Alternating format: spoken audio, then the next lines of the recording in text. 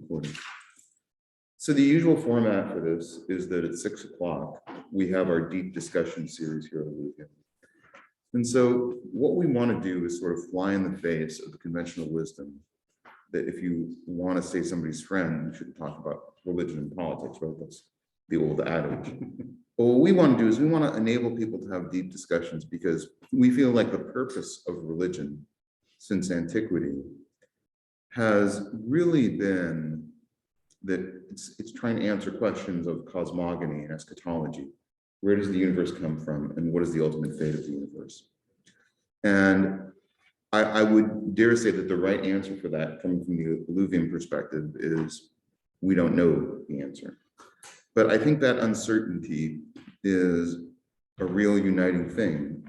And we think that the questions about like who we are, what we're here to do, what the universe is supposed to be for around us are questions that, you know, are answerable from a perspective. They're intellectually interesting questions. They're spiritually nourishing questions to ask. And the whole purpose of Alluvium is to try and give people a forum to ask those questions. So one of the things that we've talked about frequently at Alluvium is what is the nature of consciousness? So, and we've done several discussions, and there's a lot of debate about what consciousness is, what comprises consciousness.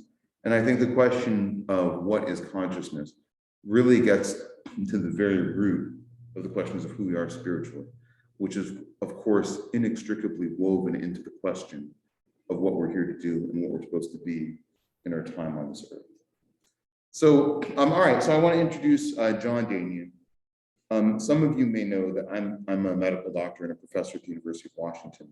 John is also a doctor and an anesthesiologist. And his practice and his career have really switched focuses to something that I think is really inextricably woven into the question of what is consciousness, and also into the expansion of our minds and the expansion of consciousness. And John, you know, anesthesiology really gets to the root of, you know, what is consciousness, because, you know, when we have these experiences where we're unconscious, it's, you know, kind of a different reality for us. But what really interests me in your work is your work on microdosing and using microdosing to not only expand people's minds, but to treat a lot of psychiatric ailments. So, Dr. Daniel, I know there's just a few of us here to start with, but I'd love it if we could give him a round of applause for his time here.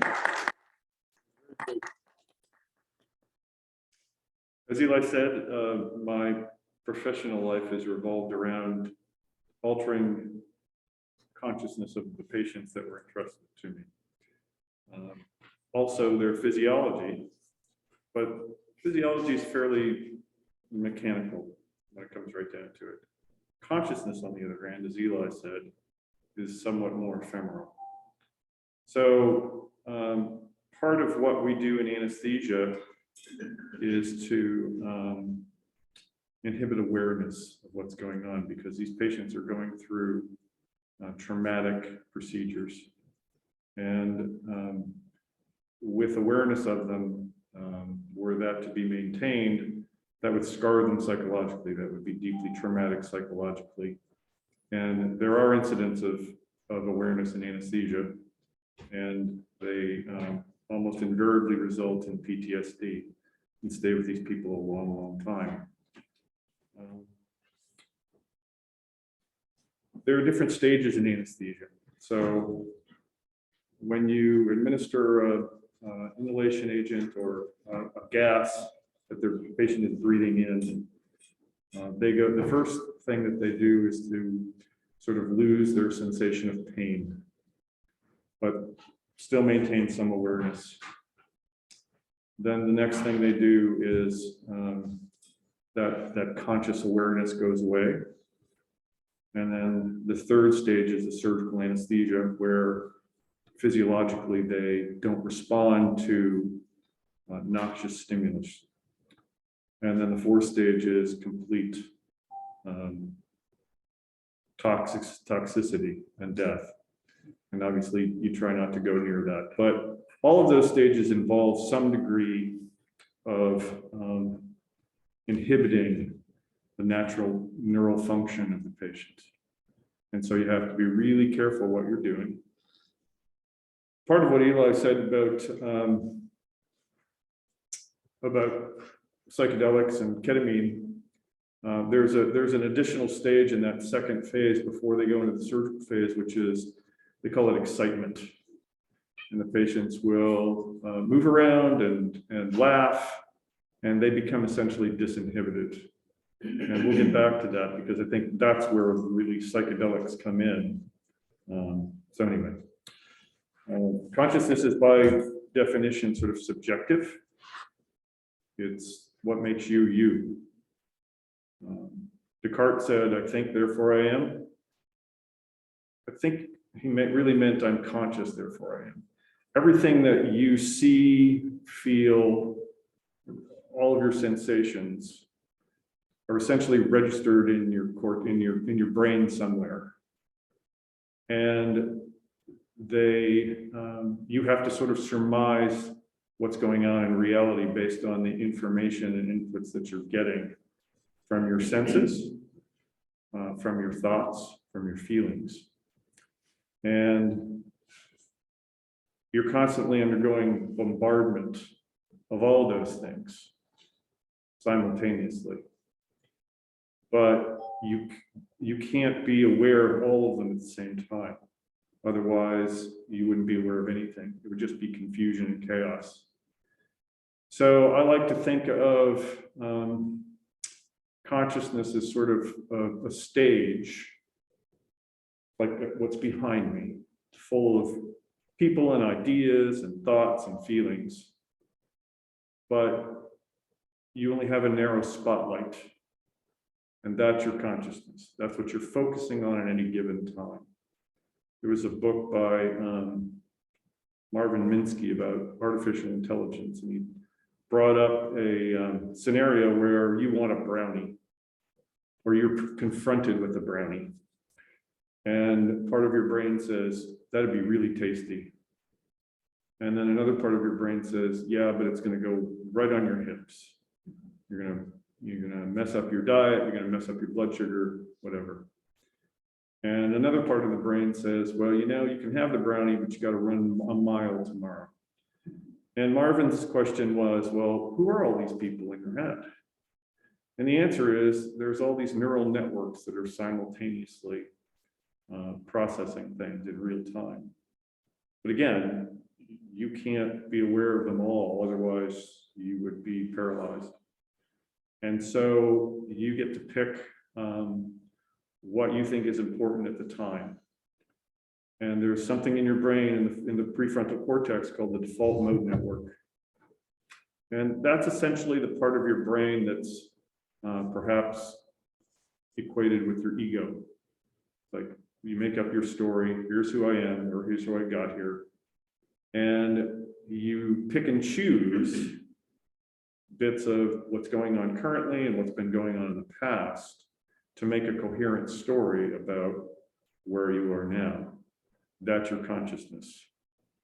What psychedelics do is to temporarily interrupt the default mode network, because sometimes the stories we tell ourselves aren't necessarily true or aren't necessarily complete.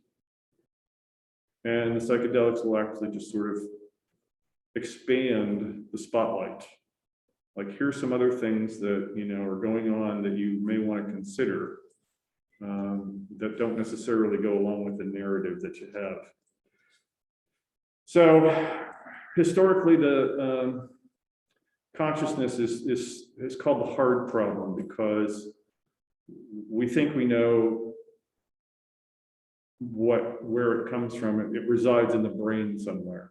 It's a manifestation of the brain and neurological processes. And certainly there's a component to that. For example, anesthesia works, if you look at it, by reducing the complexity of the neural activity throughout your brain. And so you lose awareness at that point. There isn't enough information being processed anywhere to make a coherent picture. And so your consciousness goes away. So the problem with the mind-body problem is that what happens, there are different ways to sort of address the mind-body problem. You can say that the mind doesn't really exist. Some people say that. The consciousness doesn't really exist. Everything you do is simply a reflection of preordained forces. You're just going through things mechanically. Another approach is to say that matter doesn't exist. The real world is simply a projection of your consciousness. I would like to say that there are probably separate manifestations of the same, or separate solutions to the same problem. You're just looking at things from different perspectives. So in the same way that matter and energy are interchangeable, consciousness and matter are interchangeable and reflect each other and interfere with each other. So if you look into quantum theory, you know, the state of matter, you know, on at least the subatomic level, is determined by the observer looking at it. And so matter and consciousness sort of depend on one another. They feed on one another. And by the way, I would like to make this interactive, so feel free to ask questions. But I just thought I'd touch on something that you're saying, that basically what you're setting up is in some ways a dualistic perspective, which is, as you referenced, the sort of Rene Descartes framework that everybody gets, where sort of mind and body are separate. You know, there's this debate right now in consciousness theory that, you know, what is consciousness? And there's sort of a Daniel Dennett school of thought where consciousness is, it's kind of reductionist, where you say it's really just the brain that creates consciousness on a very mechanical level, and there's sort of a reductionist interpretation of that.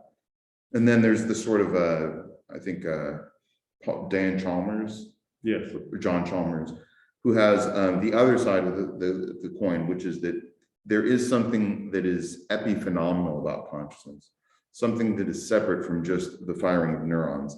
So where does that, I definitely want to get to your research and your work on using ketamine and other microdosing techniques to expand people's minds and treat psychiatric illnesses. Mm-hmm. But where do you stand on that in terms of like that dualistic, you know, mindset or the reductionist? And I think dualism versus that kind of reductionism are I would say the two main approaches towards consciousness, right? There are. Yeah, and so where I come down on it, I think it's the wrong question. I think, again, just like matter and energy are interchangeable and different sides of the same phenomenon, so are consciousness and matter. So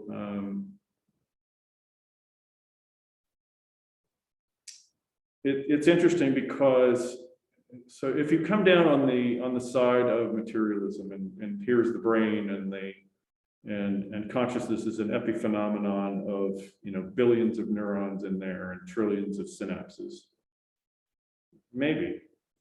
Except what happens is, you know, there are a number of situations or cases where brains are damaged or not formed at all, and there's still connections being made, and the question is, well, why does that happen? And I think that really, you know, comes down to sort of the other scenario is something called panpsychism, and I think that may be what you're talking about.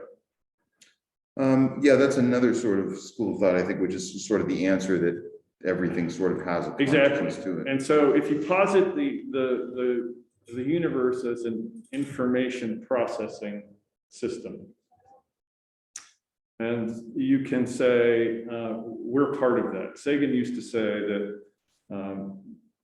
we are the universe examining itself. And there's certainly a deep spiritual tradition where it says everything has spirit. which is to say everything has consciousness. And the more we look at things like plants and animals, they seem to have a tendency toward processing their environment. So the analogy I use is sort of pebbles in a pond. So you throw a pebble in a pond and you get ripples. So the pebble's constant, it's the material thing. The ripples are basically consciousness related. And if you throw two pebbles in a pond, then you get two sets of waves, some of which will cancel each other out at certain points, others which will reinforce each other at certain points. So what basically I think consciousness is a series of things out there that you pay attention to or that happen to you. And the question then becomes, well, what do you do with that information? And the answer is, whatever you do, it's mediated by your consciousness. And part of it is, biochemical, part of it is physical through the neural networks we're talking about. But in the sum total, you're the total of those experiences you have and what you do with them. All right, well, I want to get to some of the other things that you mentioned, which is your work on microdosing with ketamine, with other psychedelics to sort of expand the mind and also treat psychiatric illnesses. And by the way, if anyone wants to hear more about these topics, we're kind of touching on them in a way that's a little bit terse. But on February 5th, you'll be here to do an entire lecture and a seminar, which is going to have a PowerPoint and some other stuff. So if anyone wants to attend that, I'd recommend it. So, but anyways, so getting back to that and your main thesis, let's talk a little bit about that. The psychedelics? Yes, absolutely. Ketamine. So what? And feel free to ask. I keep looking at the audience because I want to make sure if there's hands up, that we're addressing questions and bring you all into the conversation.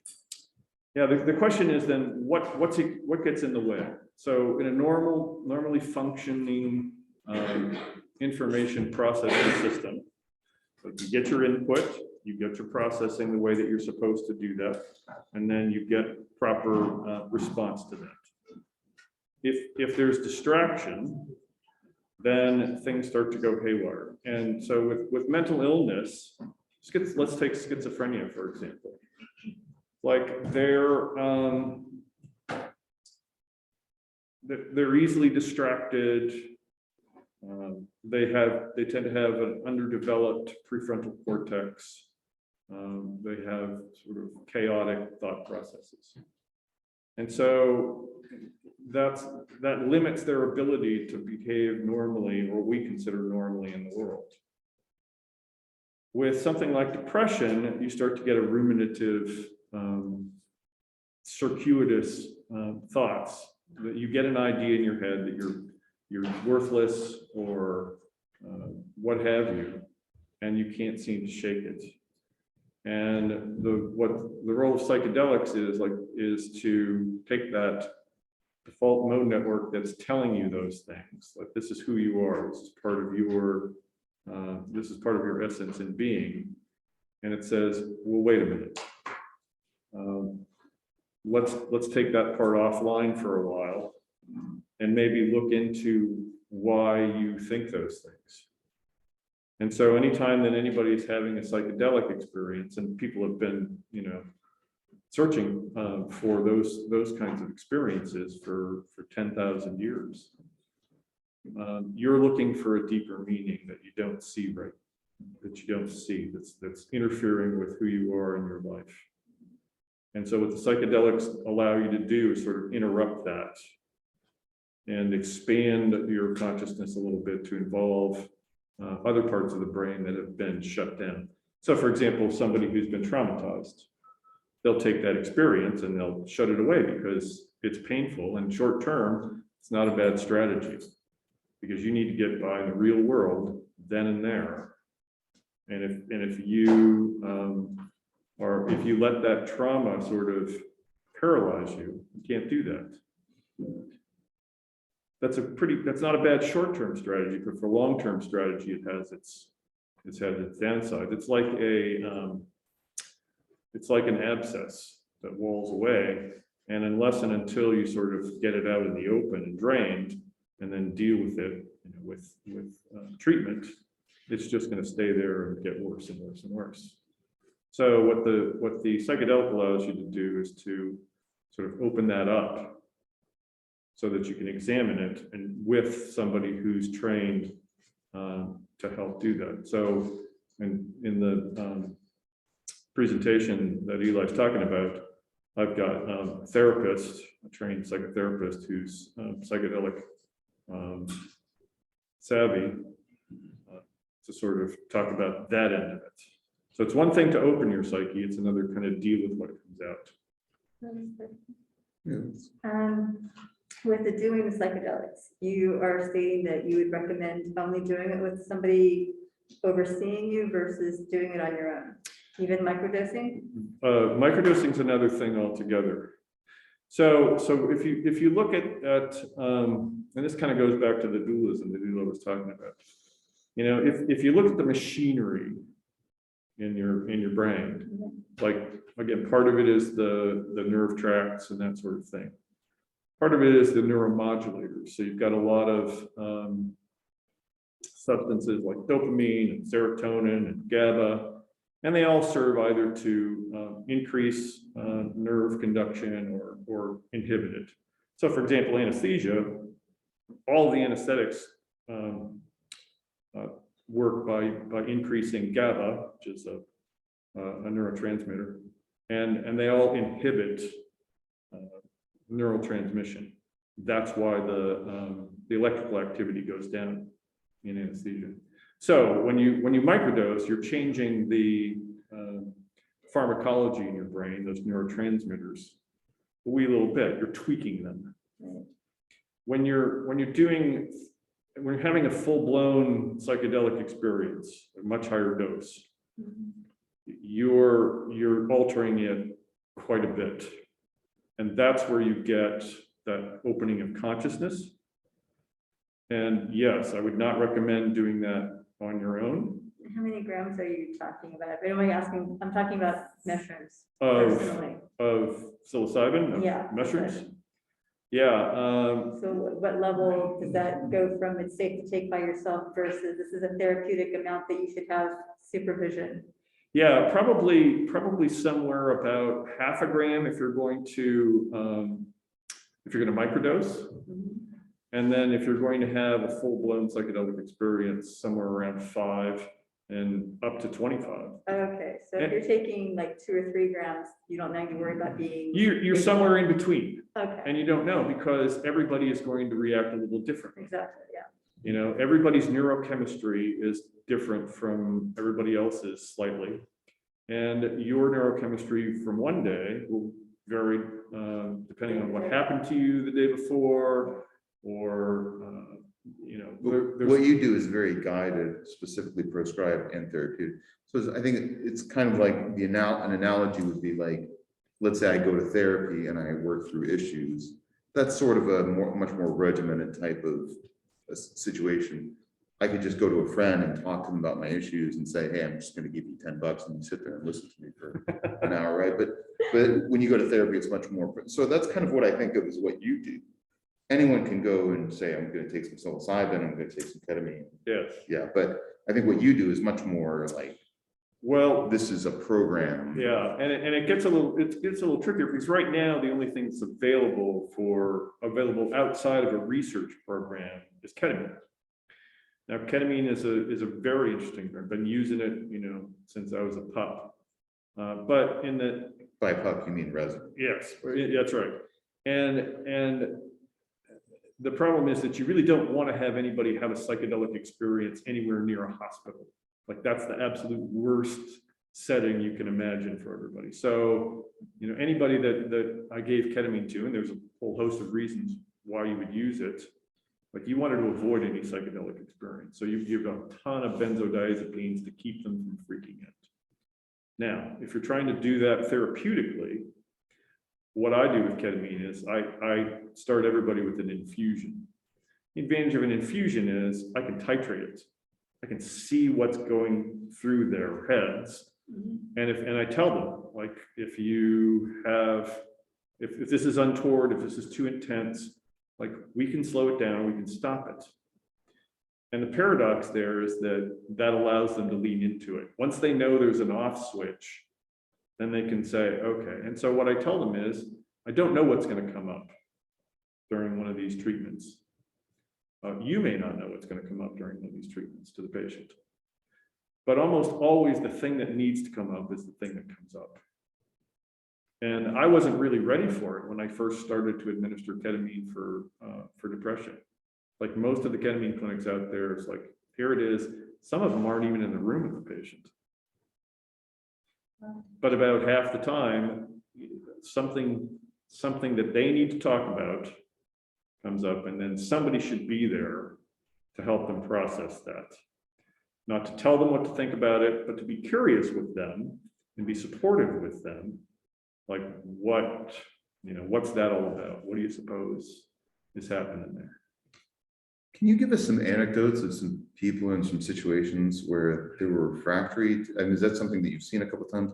You see somebody, they have a serious psychiatric condition, it's refractory to other treatments, and then you try this sort of non-conventional route with ketamine microdosing, and then they all of a sudden have a much more. Yeah, Well, that's what you've seen. The traditional treatments are notorious. I mean, so about a third of the patients with clinical depression will get better with placebo. A third will get better on their own. A third will get better, will never get better. And the oral antidepressants are pretty notoriously, they're pretty much about the same level as placebo. So yes, there's a whole bunch of people out there with unprocessed trauma. And so the thing that ketamine will do is it again shuts down the default mode network, which is pretty specific to psychedelics.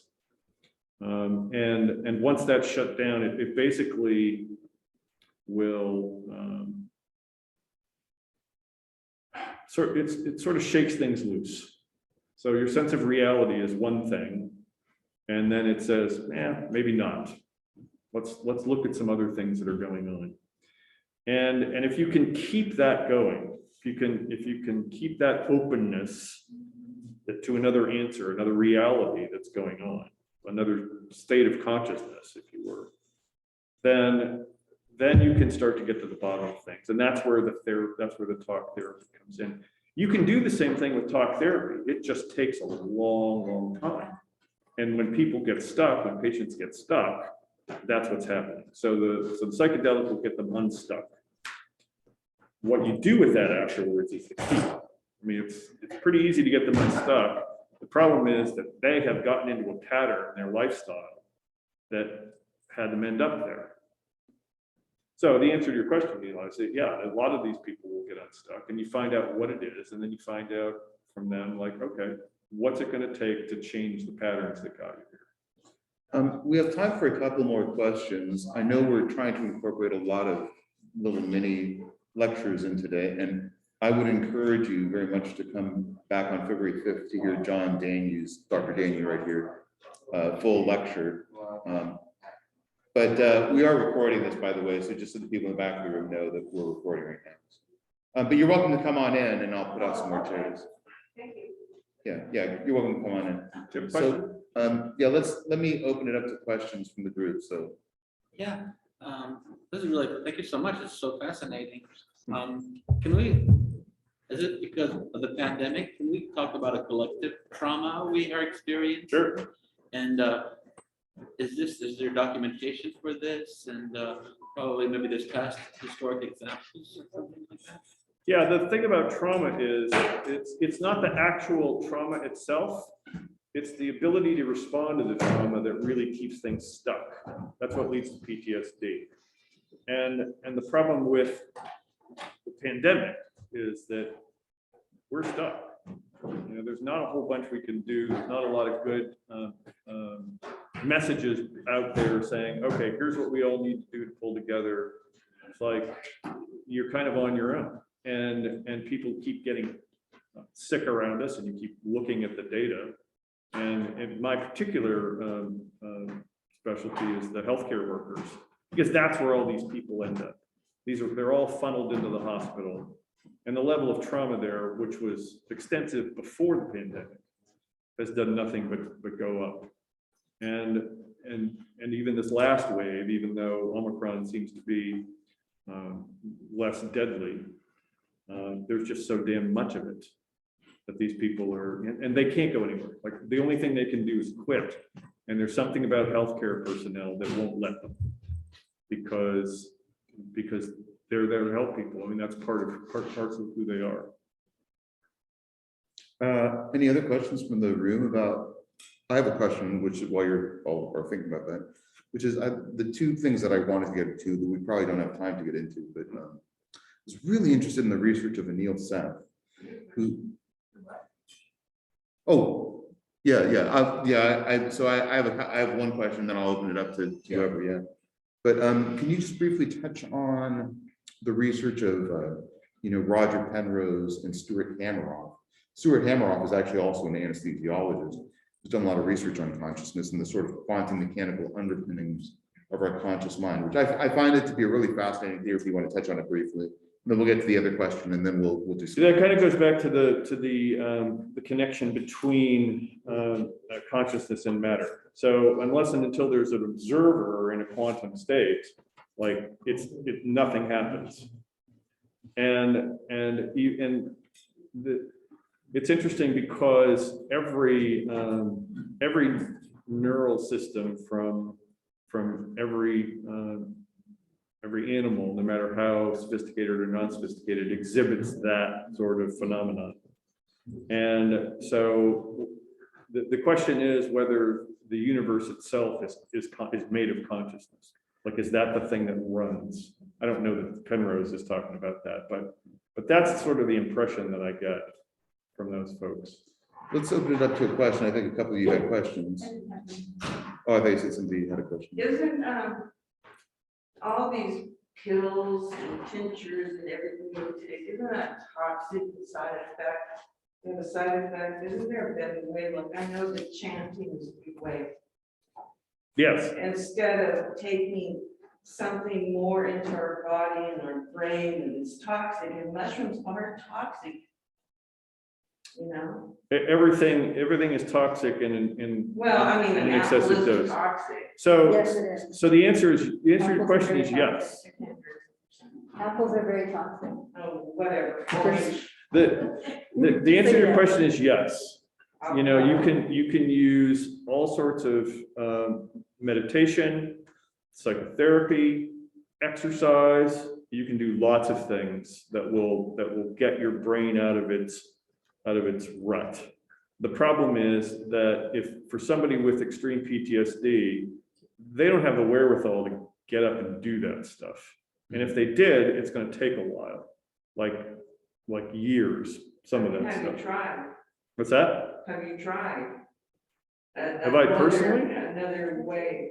Well, the question I always ask the patients is, well, what are you doing now? And they're not, if they're doing some of that stuff, they can still get depressed. And if you're not doing that stuff, is what's it going to take to get you to do that stuff? And if they don't have the energy to get out of bed in the morning, then they're going to have a hard time getting involved in an exercise routine or a meditation practice or any of those. Even therapy. Like they'll go to the therapist and they'll just get stuck. They won't be able to verbalize and have a catharsis because they don't have the energy to do that. So it's like anesthesia. Anesthesia is a toxin. It's a poison. You weren't here when I think you were here when I mentioned the stages of anesthesia, but after surgical anesthesia is death. And obviously you don't want to get to that point. I mean, I poisoned people. I'm an anesthesiologist. I poisoned people for a living, but it was so that they could get through surgery, so they could get something done. I think another point that we should address is something that was said earlier on, which, as you mentioned, when you treat somebody with depression, about a third of them will get better with placebo, a third of them will get better with treatment.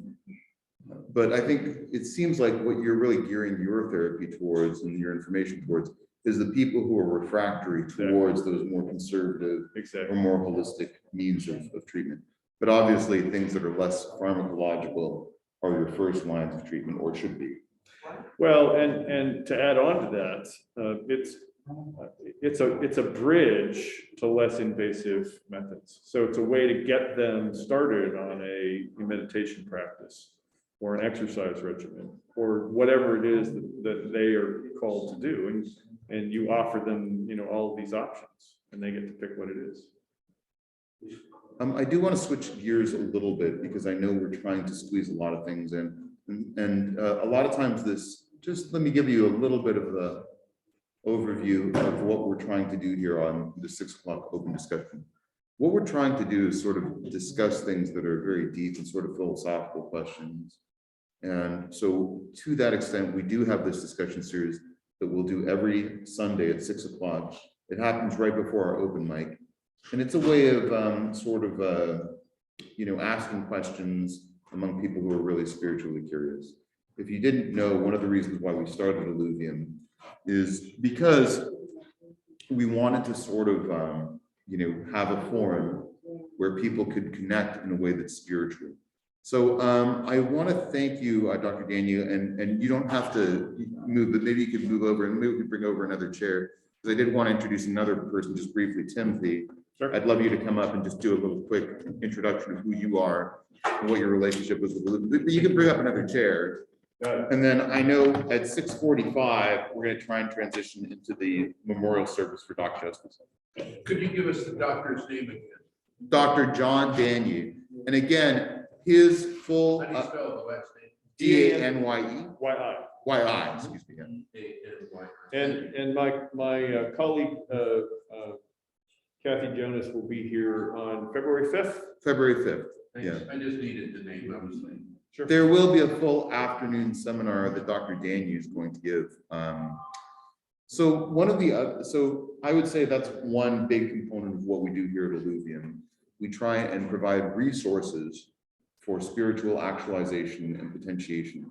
And our goal is to provide those resources and those forums in a way that doesn't presuppose that there's any specific definition towards individual spiritual potentiation and actualization. But another thing that we do that's a big part of our central tenets is we try to help people.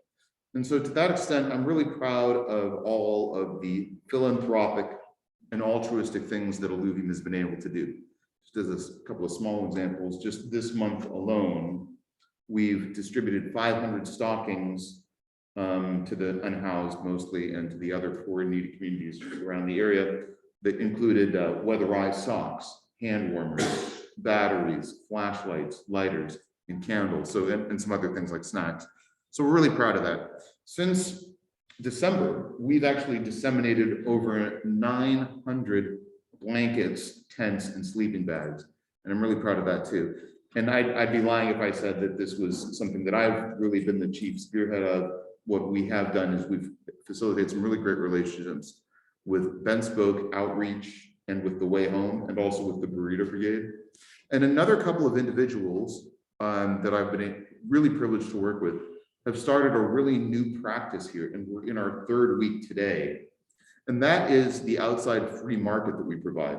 Every Sunday, we provide over, I think, 1,000 pounds of food. It's really thousands of pounds of food. It's basically a full truck. And I would say we feed over 100 families every Sunday by the food that we bring over from the mission. And so we've started a free outdoor pantry. And so I want to introduce Timothy, who is one of the main organizers of that effort. And Timothy, you're a really inspirational person. And I would encourage everyone to visit Sunday at 1 or 1:30. 1:30, okay. Sunday at 1:30. And if you know anyone who's in the community who's in need of food, come by Sunday at 1:30. But that's not what I wanted to talk to Timothy about. What I wanted to talk to you about and what I wanted to bring you up here is to just, because we've had conversations here about the nature of evil and the problems of humans hurting each other and the problems of the fact that the universe is in some regards a harmful place, if not an evil place. So we've talked a lot about that. And I think your answers to why you're called to provide food for others were really powerfully inspirational and very compelling to me. So we'll have you back for a full session too. And certainly Dr. Daniel is going to come back for a full session on February 5th. But could you just relay to me why you feel called to help people in the way that you do? Because when we first talked about this, your answer was so compelling, and it was something that hit me like a punch in the gut. So I'd like you to just kind of relay that to the audience. Timothy, I'm gonna run with. All right. Thank you, Wayne. Well, like I said, the first time, when you asked me that question, it's kind of hard to really answer that, or not like to prepare an answer, right? So I shoot from the hip for it. The reason why I give out the food that has been given to me is merely that the food was given to us. It was going to the trash. And if we didn't take it up, that's what it would have did, is it would have went to the trash. So we stepped in. At the time, we had a wagon, and we started getting the food out to not just people in tents, but people in houses, and people that just need food. And I want to emphasize that you started doing that yourself. yes, You hand took this wagon that you filled up with food. You walked it for literally miles, multiple times. to provide food for random people in your neighborhood. Yeah. It was, really just comes down to, I'm a man that values my faith and believes in so much more. And so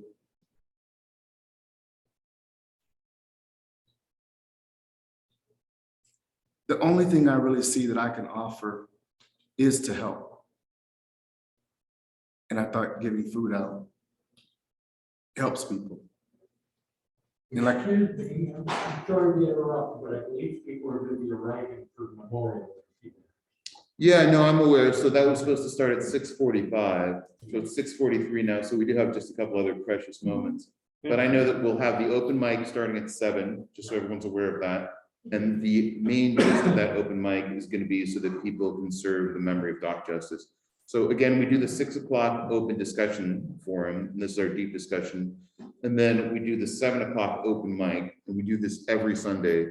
And just so that people are aware, we are balancing a lot of things today, but that's kind of the nature of Alluvium. We are a place that seeks to fill gaps in what other community organizations provide. So, but I did want to and we'll definitely bring Tim back. am I answering in any way, shape, or form? Yeah, I think the answer when I asked you the question, you just spoke to the fact that you felt called almost by a force that was. Oh, if you want me And to it speak is, about, it is your okay, faith and your, and we only have a couple of minutes more and then we'll do the transition for sure, yeah.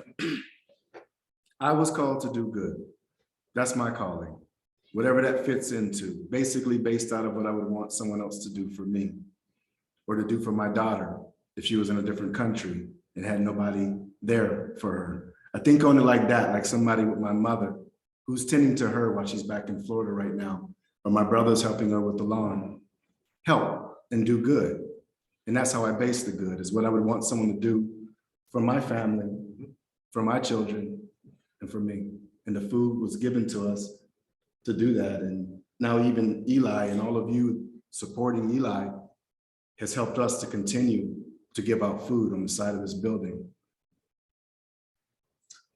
Yeah, and we've really helped out some people even today that I saw some very moving experiences.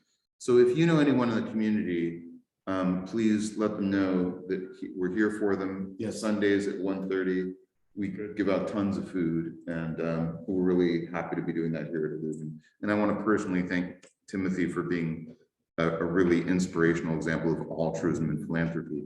And I want to thank Dr. Danyi for coming and talking with just a little bit of a glimpse of what his seminar on February 5th is going to entail. I want to also remind you that we have a sign-up sheet for the open mic, which is on that clipboard. So we do have a group that's already going to go first. But if you want to sign up on that clipboard, feel free to sign your name onto the clipboard, and anyone can sign up for the open mic. And then I also, before we kind of switch gears here, we're actually a minute over, but we'll get started in just a moment. We're definitely gonna have Dr. Danyi back again. We're gonna have Timothy back again. And I also want to remind you, I do have a petition up here that if you'd like to sign, it would mean a lot to me. There's obviously no pressure, but some of you know that this church, and therefore my home, is in the Whitaker neighborhood. If you don't already know this, John Whitaker was a really terrible individual. And I think anytime you talk about somebody who lived 100 years ago, you say, oh yeah, they were really terrible, sure. But it's really more than that. He espoused some really hateful and really terrible ideas in a time where his ideas were quite in the minority. He was not typical of other people around him. He had a different line of thinking, and it was really quite evil. I'm proud that Alluvium's here. I'm proud to be in this neighborhood. I'm proud to be in the Whitaker neighborhood, but I don't want to be named after the Whitaker neighborhood. So there's obviously no pressure, but if you feel the same and you're amenable to changing the name of the Whitaker neighborhood, just come up to me and you can sign the form. There's a form for if you live in the Whitaker neighborhood, and there's a form for if you don't. But again, John Whitaker really espoused some terrible ideas. Okay, so we're going to break now for just a moment, and then we're 2 minutes over time, but we'll get the next group up here. And we want to remember that this is a memorial service in addition to it being. Yeah, let's give a big round of applause to Timothy and Dr. Daniel. I want to thank you very much for being here. They're really central to the goals of Alluvium. So we'll get started and we'll switch over. And why don't I invite, while we're getting started, we'll invite the next group to go ahead and start setting up. But if you're here for the first time, we do an open mic every Sunday at 7 o'clock. But today is a really special night because we're dedicating this open mic to the memory of Doc Justice. And everyone kind of requested that we dedicate this open mic to him. So it's our first time doing it this way, but we'll see how it goes.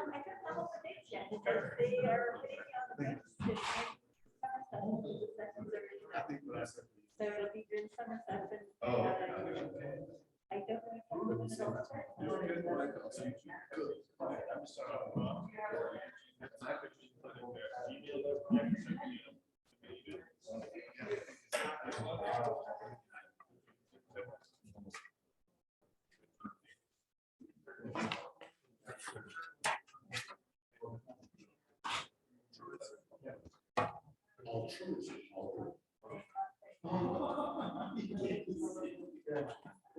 Okay, well, let's get the next group up. Thank you. Are you going to be doing it from here on the stage?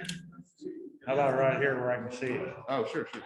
We're only 15 minutes, right?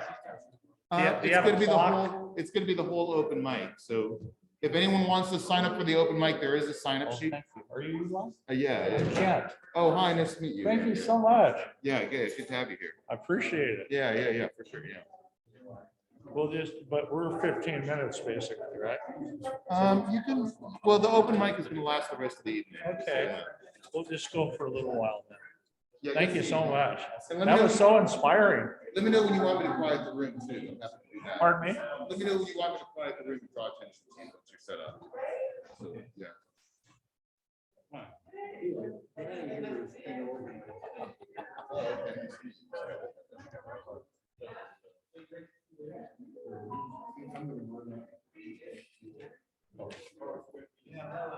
And if you're ready to start, Pardon? are you ready to start? Yeah. Okay. Everyone, I don't know who's here for the, or who's everybody else. yeah, I think it's good. I think that's kind of the way you roll. Thank you so much for. Oh, no.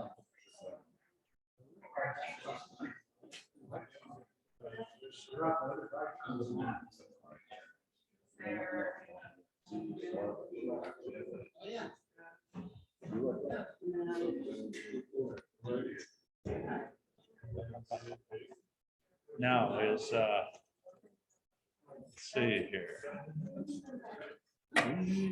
So I'm Eli, by the way, I'm the steward of the space at the community thing. I actually have to turn on the heater. I turned up the heater because I know some people said we're cold. There's a bathroom just down this hallway, so you need some facilities. We also have water that's available for anyone. I want to give a big round of applause to our first performer in this memorial service for Doc Justice, which is Kent. Everyone, please give a big round of applause for Kent. Thank you so much for all being here. What we just witnessed was so inspiring to me, and I so appreciate that. Not just for being able to be here, but for us to be able to have our service here. I don't know everyone, And I don't think you necessarily know me either. But my name's Kent. I was one of Doc's friends the last 15 years. And it's going to start out. Do you guys know Gay Lee? Come and join. You guys know what? Yeah. We're going to sing one of the songs. Every time I was around Doc and there was a guitar and a venue to sing, he'd always ask me to sing this one. And, you know, Doc was a friend of mine who was all about love. I mean, he had an open heart, a friendly, gregarious person, loved to tell stories, loved to be with others and share. And I kind of think this goes along with that. Johnny Cash, love is a burning thing. It makes me fiery ring. Bound by wild desire, I fell into a ring of fire. I fell into a burning ring of fire. I went down, down, down, and made it higher. With the burn, the ring of fire, the ring of fire. The taste of love is sweet when hearts like ours beat. I fell for her just like a child. Oh, the fire went fly. I fell into a burning ring of fire. Down, down, down, and faded away fire. Burn, burn, the ring of fire, the ring of fire. I fell into the burning ring of fire. Down, down, down, and flames that went higher. Burn, burn, the ring of fire, the ring of fire. Burn, burn, the ring of fire, the ring of fire. Ring of fire, the ring of fire.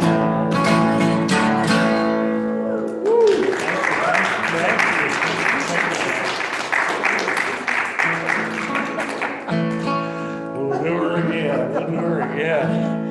Now, we're gonna pause from time to time and invite you to share. Any memories you want to share, any thoughts you want to share about Doc, about his life, any reflections you have. And one of those times is right now. So have your way, come on up if you want to share. My name is Wayne Ford, and I played bass for Doc a whole lot of times, and I sure love playing with him, and I love him as a person, and I sure miss him. Yeah, thanks, Wayne. Anyone else is welcome, don't be shy. I have All right. a set list from show Doc Justice and the True Believers. This was at Cosmic, and I was in the band. It was last time I saw Janie. He sang, "I can see clearly now, bird on a wire, me and Bobby McGee saved, for what it's worth, into Season of the Witch, Big Yellow Taxi, oh Lord, won't you give me a Mercedes-Benz, knocking on heaven's door into Helpless," and ended with Jambalaya. All right. Thank you, thank you, thank you. Thank you. All right, come on. Anyone who wants, now's your chance. No pressure though. I think Doc was a wonderful person and a great musician, so I really loved the small time that I had with him, so. Yeah, Yeah. thank you. Uh-huh. Excellent. This is about, oh geez, what, 6 or 7 years ago, 7 years ago. 6, anyway, quite a while ago, Doc was having quite a bit of trouble, and I had run into a friend of his, I sing locally, and a friend had asked if I could help out, that he was doing really poorly, and he was in Crestwell living at a motel and was not well. And I was just getting ready to go to Portland to help my daughter have her new baby. And anyway, as it worked out, he was invited into our home and began to reside with my boyfriend Danny, which, geez, 4 years? Something like that? 4 years or 5 years? 4.5 months, Yeah, and then our studio, we had the studio in the house, and we played a lot of music. I ended up, I was invited to play music on his CD, and which I sang on, and Dan produced it, and he was an ornery son of a gun. He had that in him, but he was one of the sweetest, kindest guys I knew too. His writing was very indicative of that. He wrote every day, day and night, day and night. He had books and books and books of writing that I think they're being safe kept right now. And I would love to look at them again and get some ideas so that I could not plagiarize him, but give his words wings. And so we're out there looking at us, Doc. I'm not forgetting about you. That's right. And I'd like to Right. help his words continue on in life, and it keeps him alive in our hearts, and his words were worthy. Good guy. Yeah. He said, ornery as the Dickens could be, but he was always dragging somebody into our house that needed help, or look who I found that's hungry. I met this person that's hungry, and they're gonna come in. And I was kind of astonished sometimes, but it was all through good-heartedness, and he really loved people. So, and I'm here because he deserves to be remembered well. And that's what I have to say about that. Okay. Thank you so much. That's right. Speaking of armor, why do you think I grew all that cotton back there? That's why we lived together for 5 years. But I don't know where I heard this. But it's true, it rings true. You may not remember what he said, may not remember what he did, but you will remember how he made you feel. Mhm. And Doc is one of those guys that really made you feel good when you talked to him. Mhm. So take that with you. Mhm. That's so right. That's so right. He was a very good friend, Yeah. faithful friend. You get real mad sometimes. I can say that, they did have an honor bone. If you could weather through that. he was a That's good why I friend. grew all that pot, dude. Yeah, you're trying It to, was a freaking plan. you're trying to de-ornery him. Another song he'd often ask me to play if I was around a guitar was this one.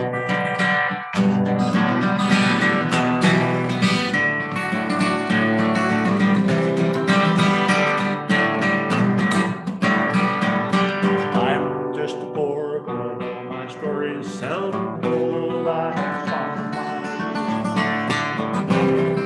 my such a promises. All I suggest to a man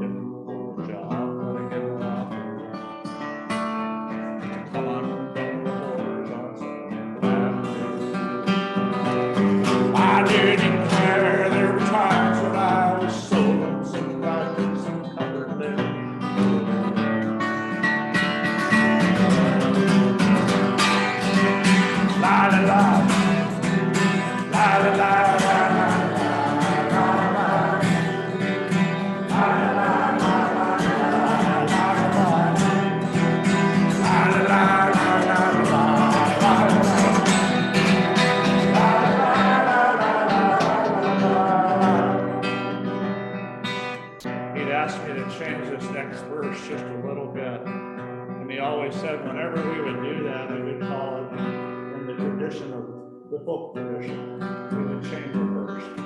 I'm laying out my winter clothes, wishing I was gone, going home, where the Eugene winters are bleeding me, leading me, going home.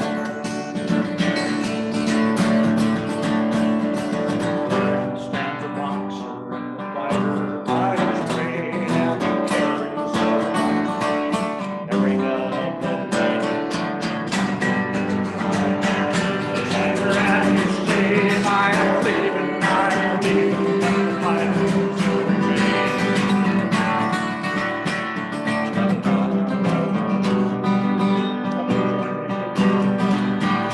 La la la la la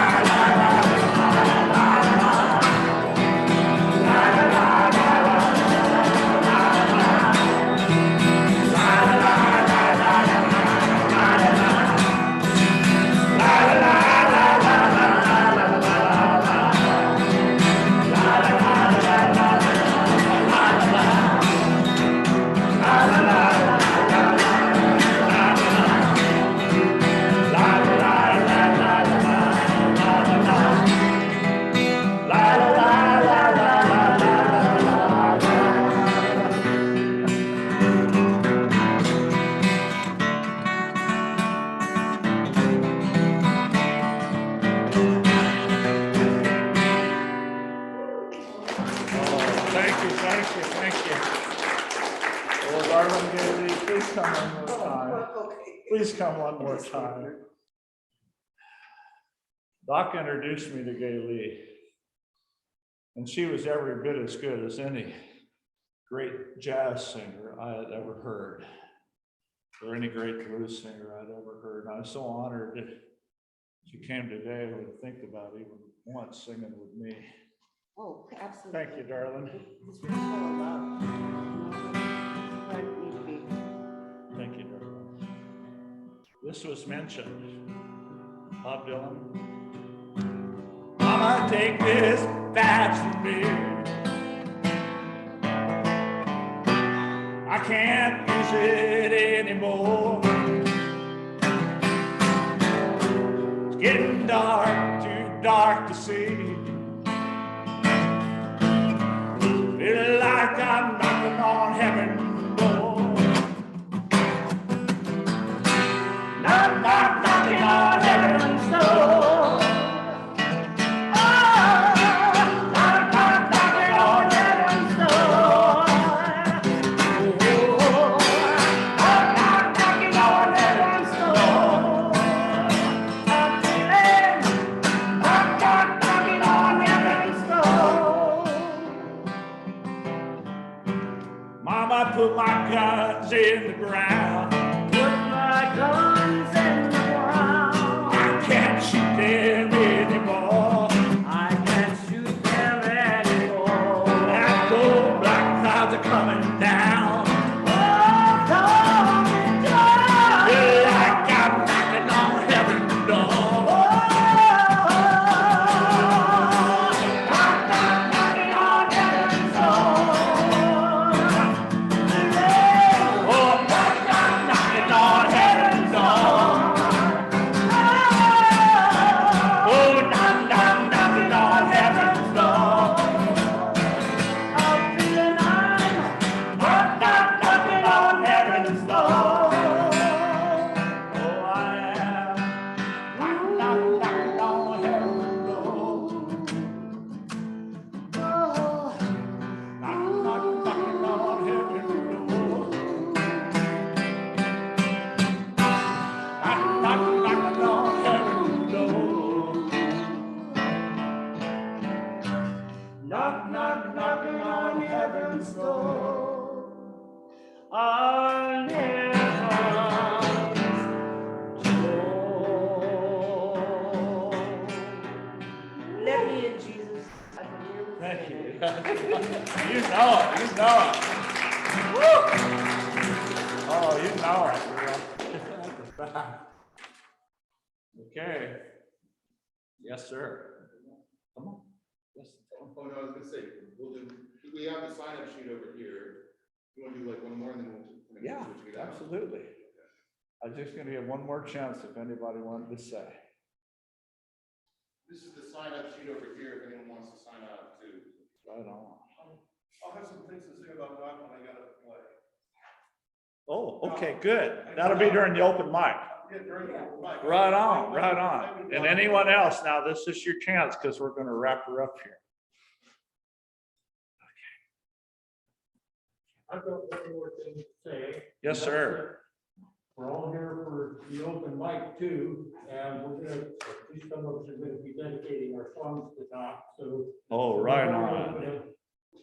That's the Continue. way. That's the way. That's the way. Yeah, the whole open mic is sort of dedicated to dogs. We have a couple of regulars here, but I want to remind everyone. They're welcome. Yeah.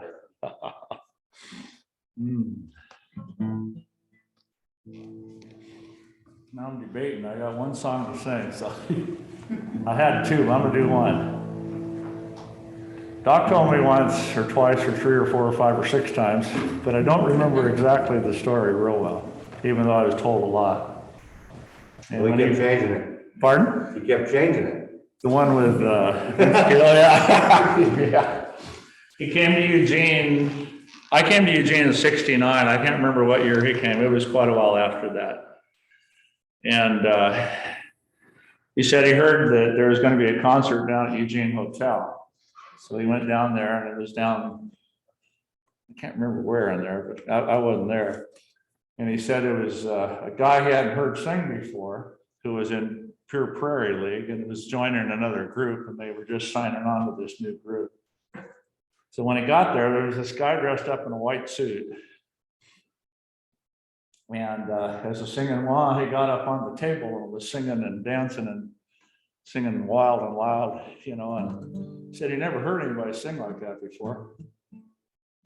And it ended up being Vince Gill. You know, at the beginning of his early days of his career. And this is the song that Vince Gill wrote for his brother. And that he sang with Patty Loveless and you think who? I can't remember right now. The guy was such a good mandolin player. I know your life on earth was troubled.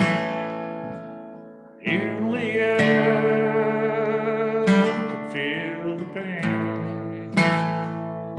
Weren't afraid, face the devil. You were no stranger to the Lord. So go rest high on that mountain. Son, your work on earth is done. Go to heaven, look for the Father and the Son. How we cried when we heard you left us. We gather round the state tree. Wish we could see those angels' faces when they hear your sweet voice sing. So go rest high on that mountain. Oh, son, your word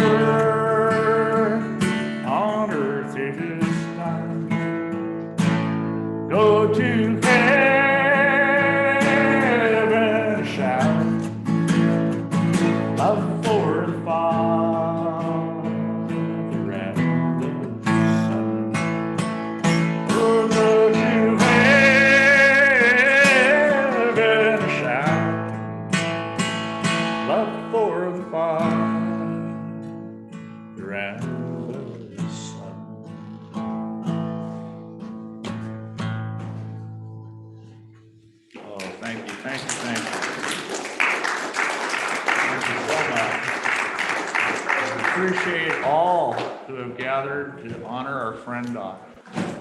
True friend he has been. We were blessed by him being with us. You know, I might have kidded you a little bit. I got one more little chorus. We'll do it. Do you want to set up the next person? Absolutely. And then we're gonna keep to about 2 songs. Pardon? We'll do the 2 songs. Okay, good. This is one I heard right after Doc died, and I thought, I need to sing this when we have a memorial. It's just a chorus. Old Willie Nelson song. I always called him Doc was my, whenever I'd pick him up and take him out to get his medicine, pick him up, go to the bank and get something to eat. And try to do it 2 or 3 times a week, try to do it at least once a week. And then I'd introduce him, I'd stop at a coffee shop or somewhere, or a restaurant, and say, this is my music teacher. Doc was my music teacher. I'd call him my socio-historical music teacher, because he knew more about the people in music than I ever did, or ever will. He liked Willie Nelson, he told me about him a lot. This was a little chorus that he had written. Willie Nelson had a long time ago, about 1973, and sang this song. At a time when the world seemed to be spinning helplessly out of control.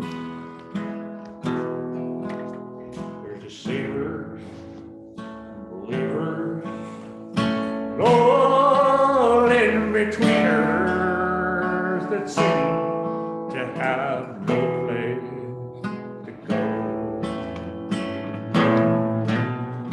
Empty to stop, try all of the bars, and I'm nearly gone up in smoke.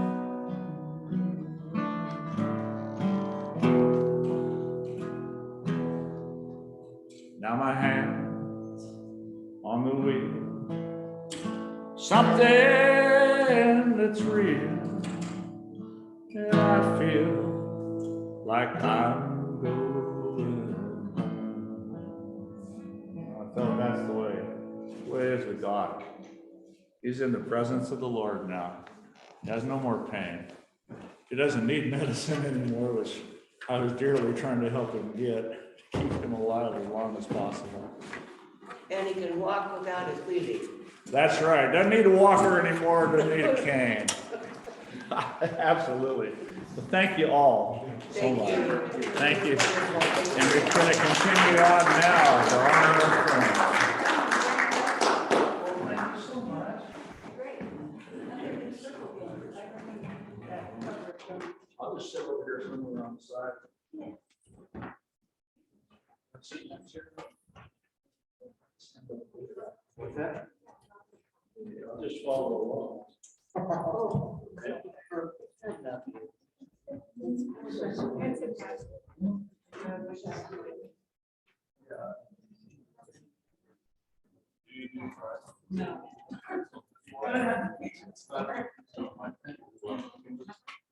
That's so like.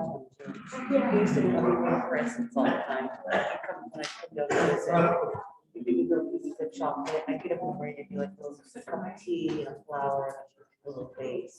You eat your stuff like that. Yeah. We did. And I can think of, I keep smelling rice and beans. The guy was like, every morning he'd wake us up at 3 o'clock in the morning.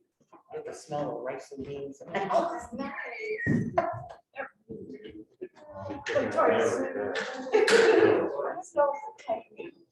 It wasn't always welcome to be waking up to rice and beans at 3 a.m. That was one of his quirks. He had a lot of it. Oh, Lord. It was so funny. When I talk like Foghorn Leghorn. No, he's the slave. And it wasn't from the South. And that's what we like you were. I have no idea when you start talking like that. Oh,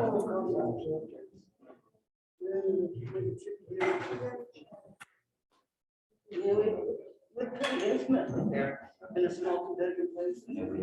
I lived there for about 2 months. We would be. Hey, Wayne, you're being summoned to the stage. Yeah, we lived at our house with Dad and I, and then I moved to Portland and we stayed there. You know, this bedroom band, but I was down there. All the years. Upstairs. Several years. To get to know.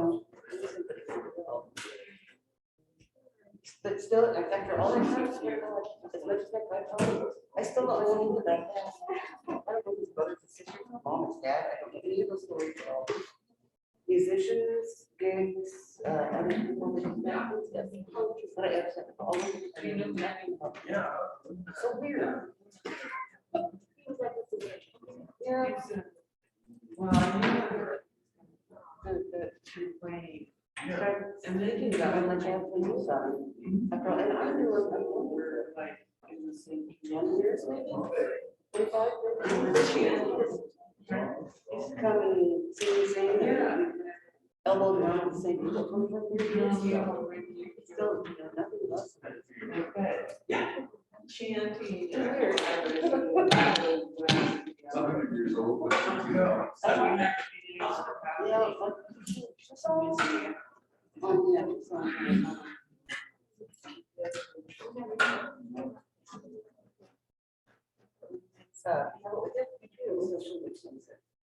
But I don't have to pay. So look at another. Oh. Oh, the one right there. Oh, you'll hear me, this girl, that's mine. Oh, that's not what it was. Oh. Oh, okay. Never mind. Probably the other one.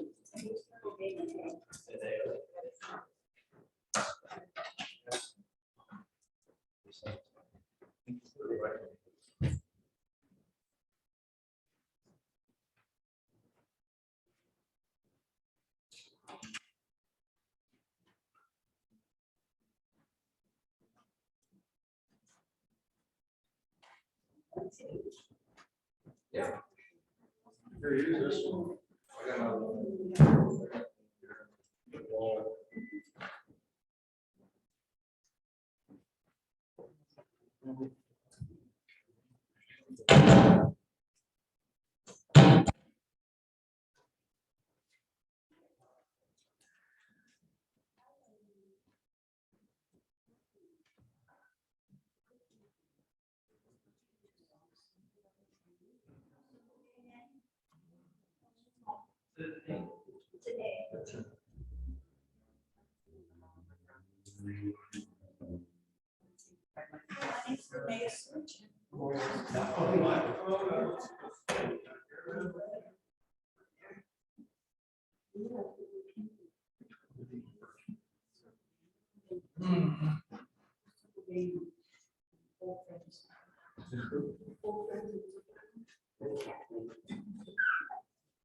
Hi, with Day Search and we're the Day Search and Friends. Waiting for Nanny on the keyboard and yes.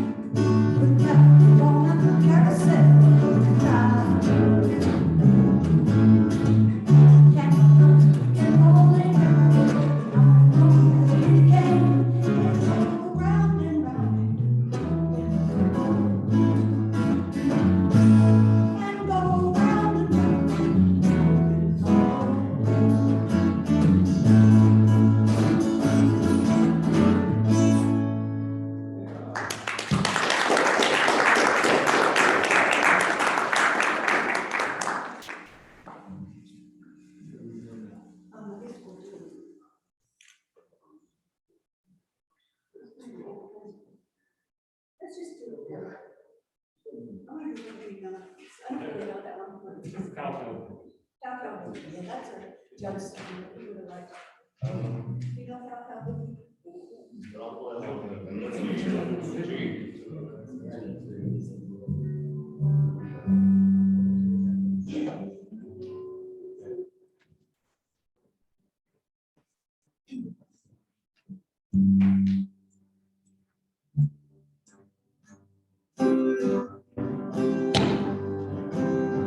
Out on the plains, down in Southern, on a cowboy, a riding a range, and there's all along. I heard them singing, oh, you young cowboys, yeah,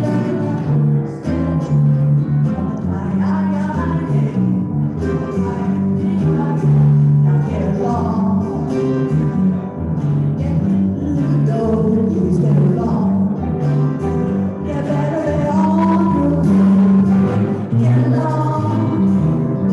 Get the dough. On to my town. Now old Paradise. Get this cowboy. Get this strange way.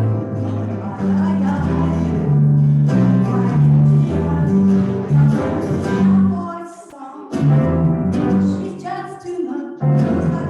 Down Western accent with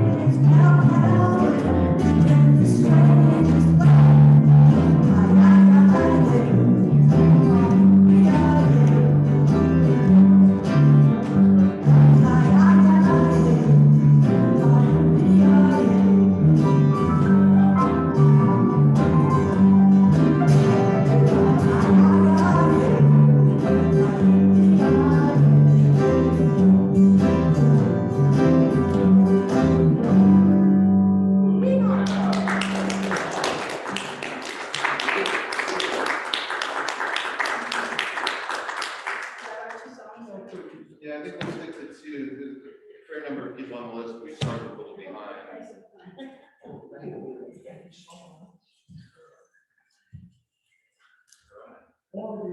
Give it up for Lynette and friends.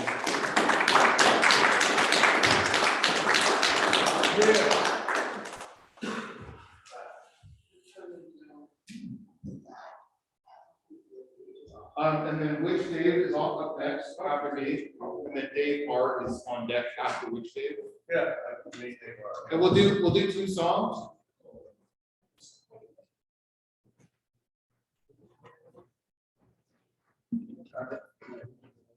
Yeah.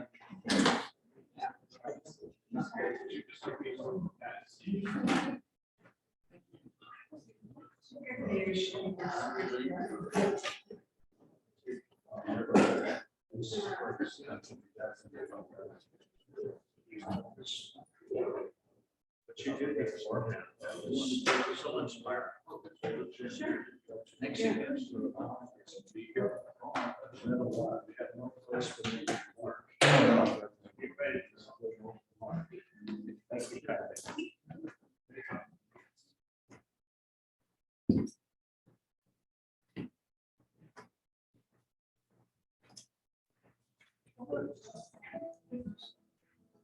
Thank you.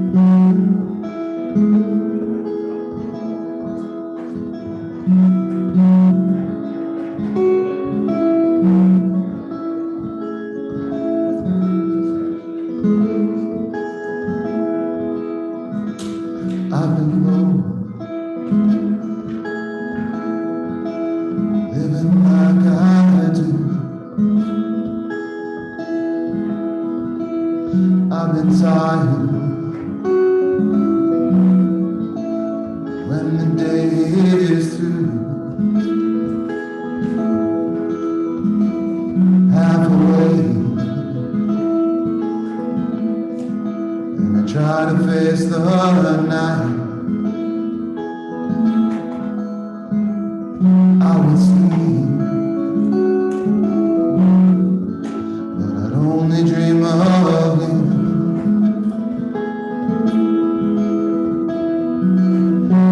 Oh, it's life, and I know that I'm right.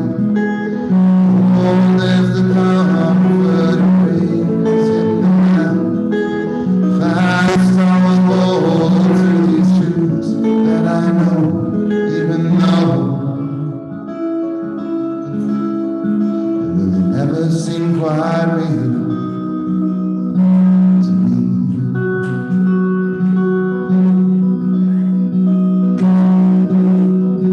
So I keep on lying low.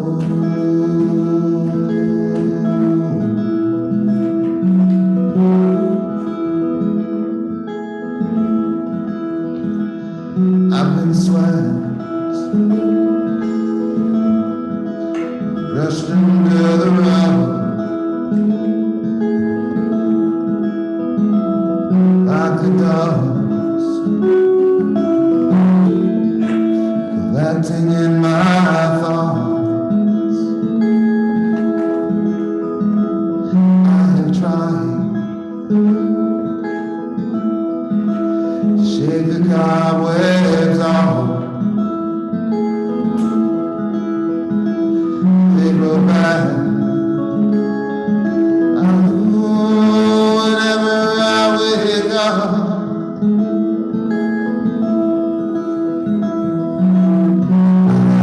it's lining that grows on my wings. Down from the sky, I'm adrift in the night. Soft is the sound as I crash to the ground, knowing you will never hear the news, never will be told. So I'll keep on lying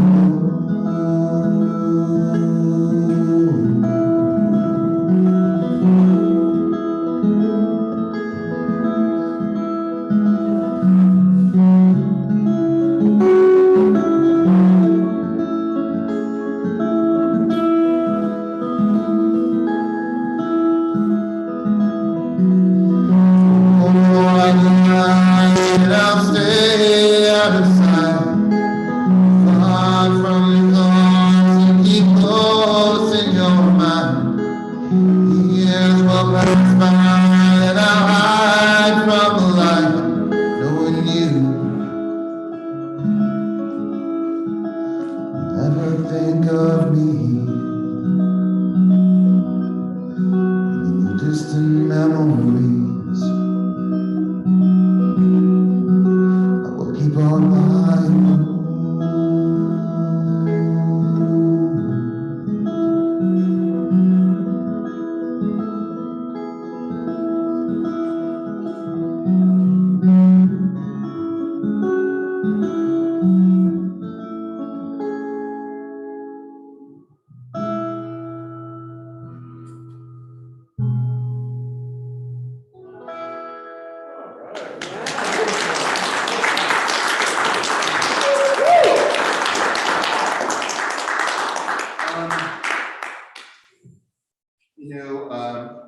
I think like one of the most potent answers to the question of why we're here is community. So I want to thank Wayne and everyone who was here for the memorial service and who kind of kicked off the evening for creating something that I think was really beautiful and reminds us of that. And I think that's very central to the core of what we try to be all about here at Alluvium.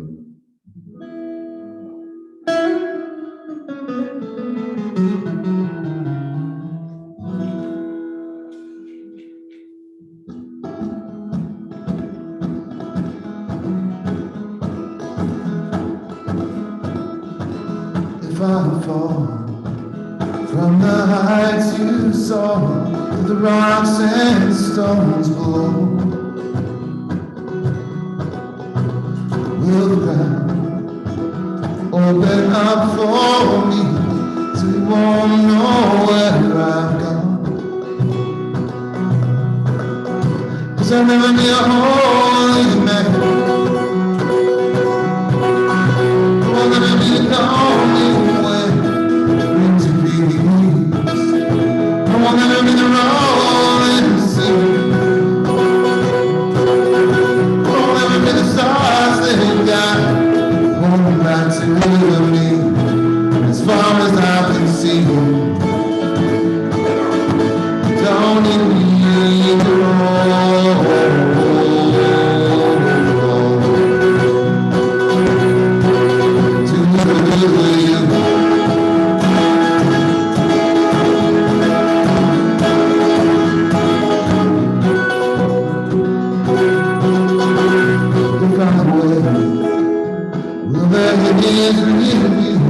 That you're lying next to me. Will the call and the veil be my only company? 'Cause I'll never be a holy man. I'll never be lonely when brings you peace. I'm living in the rolling sea. I'm living in the stars that God holding back to me. As far as I can see, don't need me.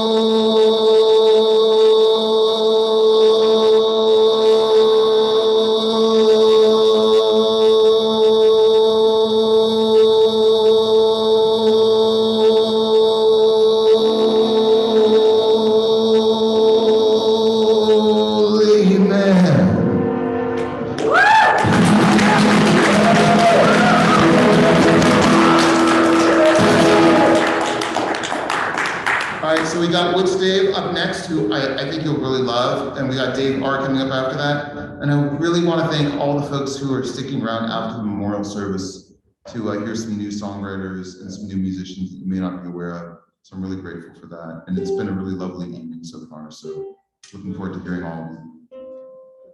Thank you. Give it up for Witch Dave.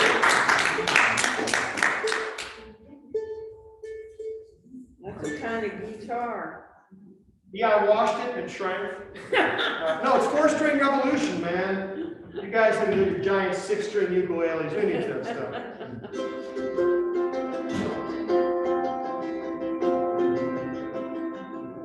So, it's been a rough year. I didn't know Doc. I wish I had, from what I've heard. I lost my dad less than a year ago. Fuck COVID, pardon the French. Anyway, this is the song I played at his memorial service. It's a deep cut by The Who.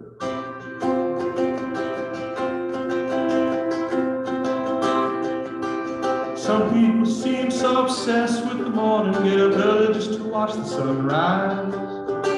Some people like it more than smile in the sky, they worship the sun when it's high. Some people have to have those sultry evenings, sipping cocktails in the blue, red, and gray. I like every moment of the day. I like every minute, so long as you're on my mind. Every moment has its special charm, and it's alright when you're around, rain or shine.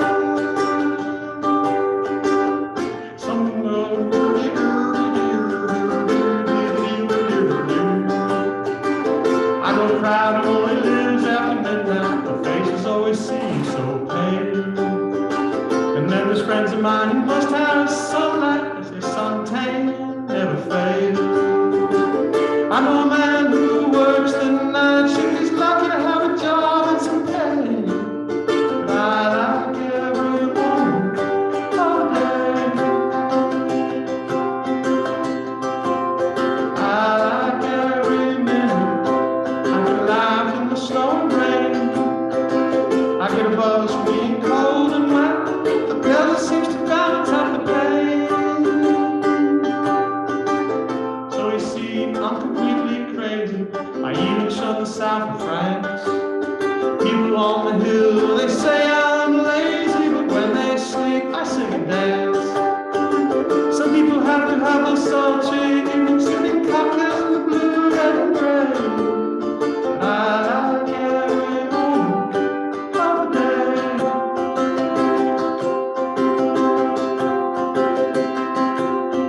I like every moment of the day.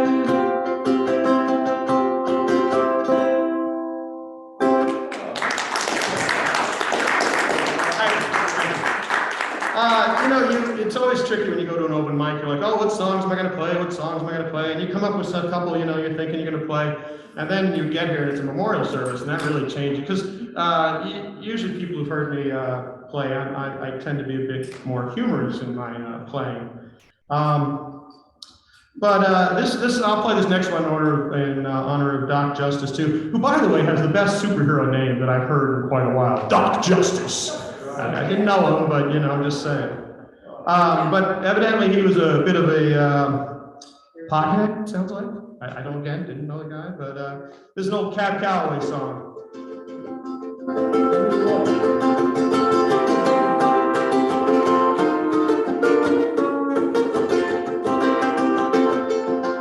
Have you met that funny reefer man? Have you met that funny reefer man? If he says he's way from China and he'll sell you South Carolina, then you know you're talking to that reefer man. Have you met that funny reefer man?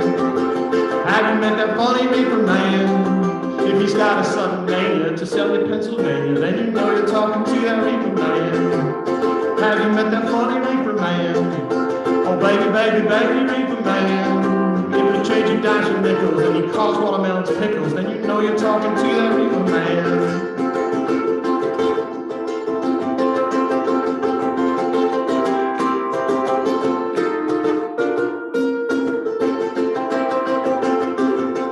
Have you met that funny reefer man?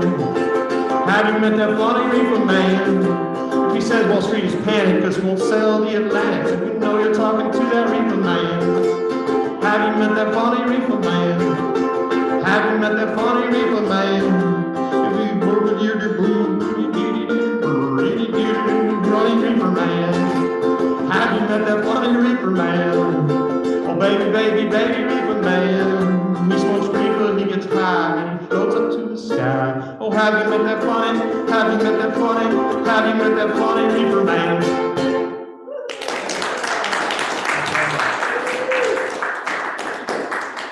I don't know which knob it is. Give it up again, everybody, for which man? And we got Dave Arden coming up next. Oh, let's see, we got both. And then, by the way, I probably should have said this earlier, but I am recording. So if you don't want to be recorded, just let me know and I'll not record you. All those songs are copyrighted. Can't play those. Not by me. A little stamp, and I think that's something too.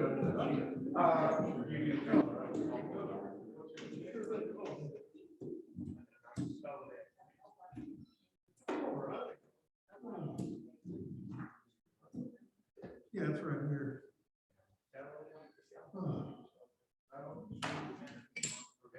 Well, I got an elbow here. An elbow, sometimes this stupid little thing here needs that because of the way these pickup works and everything. It's a little weak.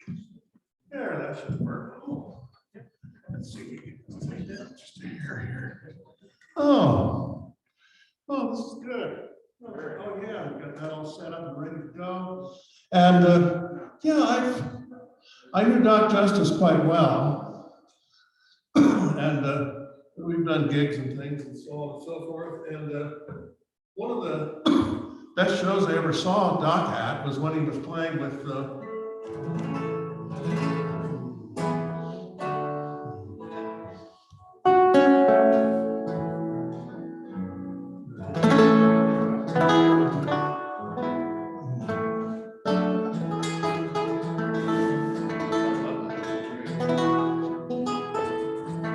and Doc Justice teamed up with Dale Bradley and Company at the Moon Upstairs. This was about, between 10 and 15 years ago.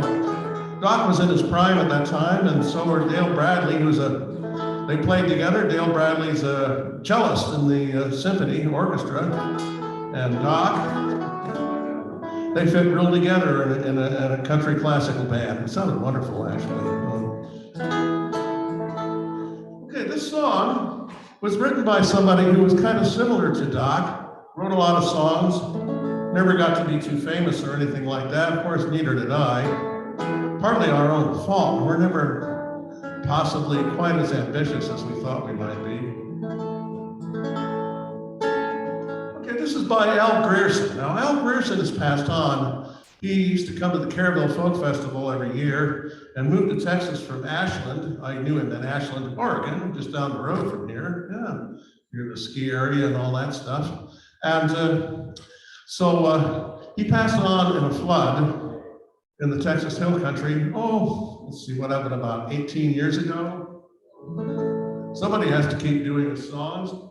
This one is a little bit, this one, I'm only gonna do these two songs, but this one's about 5 verses long with a chorus, so hard to remember all the words, so I'm gonna do the folk singer's cheat thing here without the lyrics near me.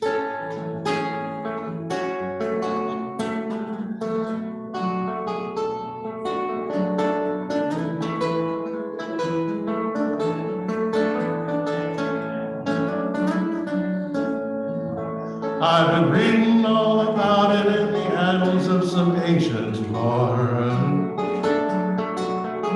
How you were smuggled to the garden by the angel at the basement door. And while the serpent in the branches held the mother of the world beguiled, you were pissing on the tree of knowledge while the good Lord smiled. Old coyote, little brother of necessity, the keeper of the sacred cloud.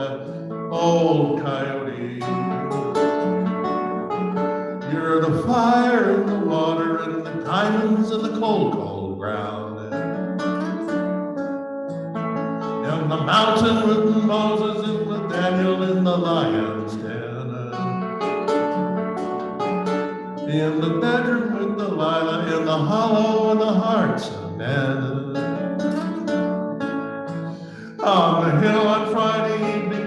soldiers rolled them bones.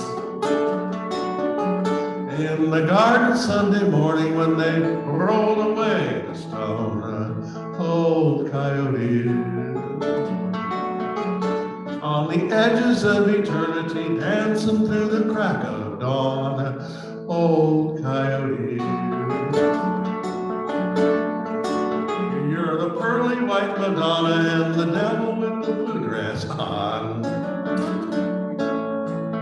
In the bed between the traveling salesman and the farmer's daughter.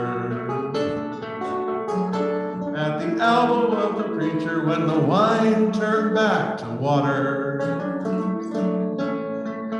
In the cabin of a smoking locomotive on a high-speed train. Between the Tower of Babel and the cities of the plain, old coyote. You're a 30-carat Buddha in a barrel full of old tin cans, old coyote. You're just a loose screw messing with the engine of our best laid plans. Now there's an ancient city hidden deep beneath the waves. It was founded on the principles of justice and the sweat of slaves. And I heard a lot about it in a New Age gospel hymn. But I ain't never gonna wade in any water where the fish don't swim, old coyote. In a vertical position while the world walks upside down, old coyote. At the center of the circle while the wheel goes round and round. Now there's a big wind blowing down the cities from the outlaw trail. You can even hear it whistle in the belly of the great white whale. Hear it howling through the desert where Ezekiel saw the wheel. From the breath upon the water to the breaking of the seventh seal. Is this the land of history? Or just a wagon full of roses standing at the gates of Rome? The devil's army or the deep blue sea? Or just the legions of the lonely only looking for the long way home? 'Cause there's an angel with a trumpet in the graveyard where the night wind moans. Hear an echo from the brothel on the bayou where the black snake moans. From the Playboy mansion, from the penthouse to the pool. From the palace of the kingdom to the valley to the alley where the mad dogs rule. Waiting for the Holocaust, waiting for the fire that was promised at the end of time, waiting for the Pentecost, and hiding like a phoenix in the ashes in the ice-cold line, old coyote. At the center of the chaos, waiting since the Lord knows when, old coyote. Gonna wait a little longer till it all comes round again. Gonna wait a little longer till it all comes round again.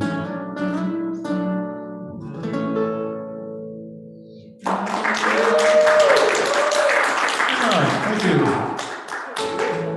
My second and final one, by the late great Dave Carter. Of course, Doc loved his stuff too. Doc was also a big fan of Leonard Cohen, Bob Dylan, Bruce Coburn especially. Oh, wow. Boy, I could do a ton of Bruce's songs here, but at another time here. So here goes this one. This is by Dave Carter, and this is called 10 Alarms of Eden.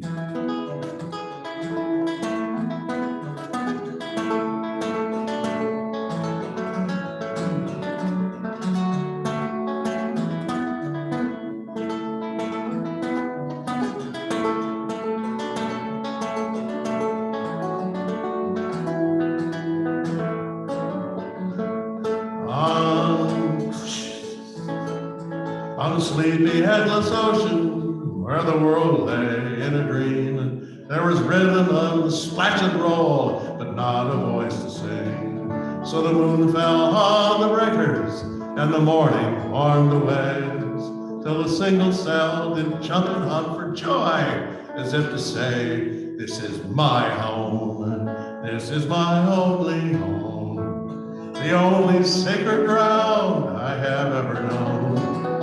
Should I stray in the dark night alone, rock me, goddess, in the gentle arms of Eden. And the day shone bright and rounder, the one turned into two, and the two into 10,000 things, old things into new.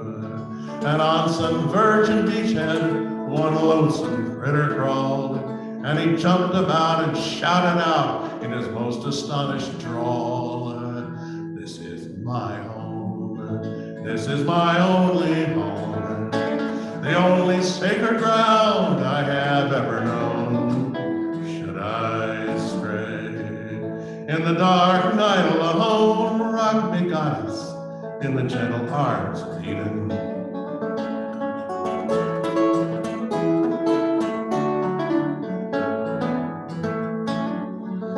Then all the sky was a-buzzing, the earth was carpet green, and the weary children of the world went dancing in between. And the people sang rejoicing when the grass was full of grain, this song of celebration from their cities on the plain. This is my home, this is my only home, this is the only sacred ground I have ever known.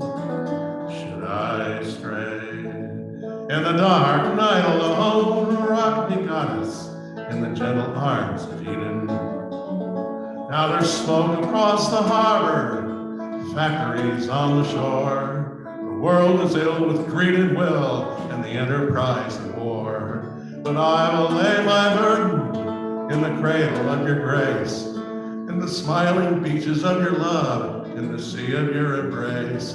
This is my home, this is my only home, the only sacred ground I have ever known. Should I stray in the dark night alone, rock me, goddess, in the gentle arms of Eden. Rock me, goddess, in the gentle arms of Eden. Rock me, goddess, in the gentle arms of Eden.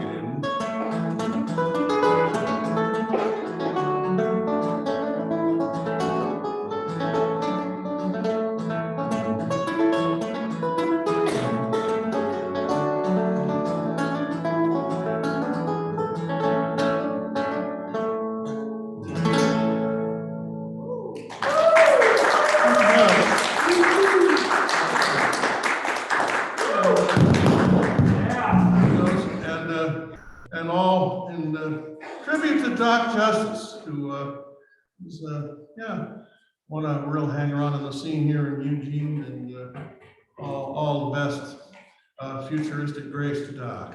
And, while we're doing the switch out, I guess I'll remind you that we have some other things happening here. We've got Beck coming up next, and then I think we've got Chico after that, and then Ray after that, if I'm not mistaken.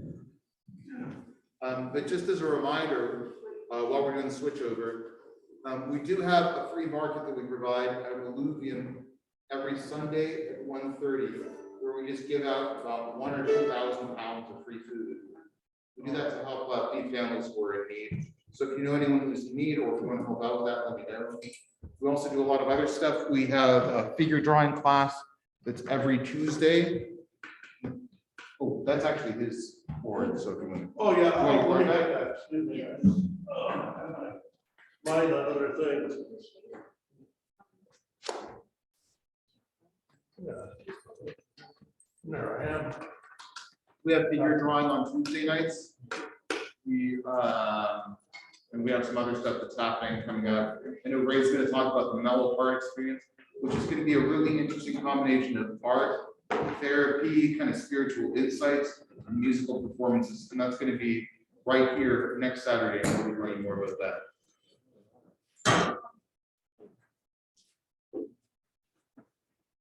All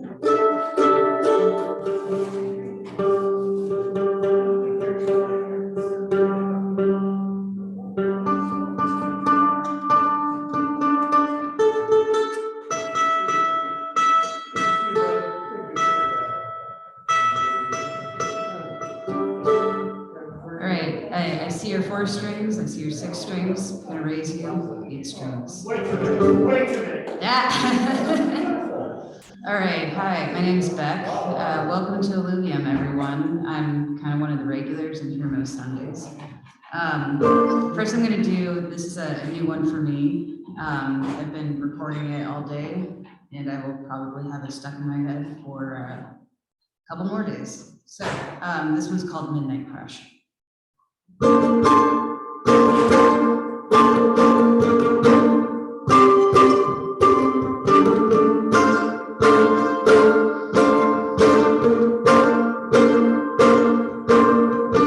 Studying like a bug, I got a jar with the air since cut, and watching while he sleeps, twitching like an animal. Fireflies, cold light in the sky, to survive, just tonight. He is pale to the point of going like an alien.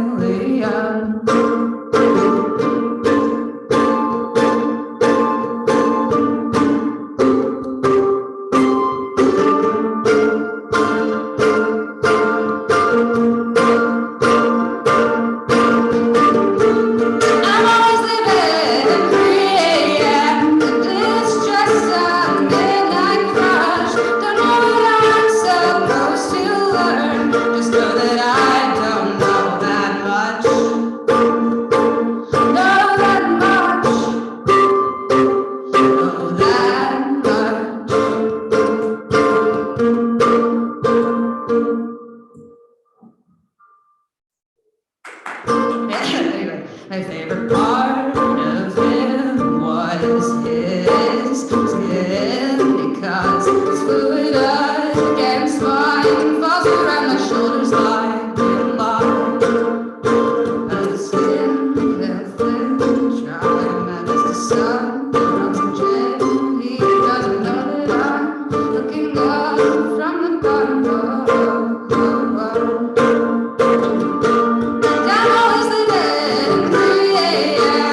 It's just a midnight crush. Don't know what I'm supposed to learn. Just know that I don't know that much. Know that much. Know that much.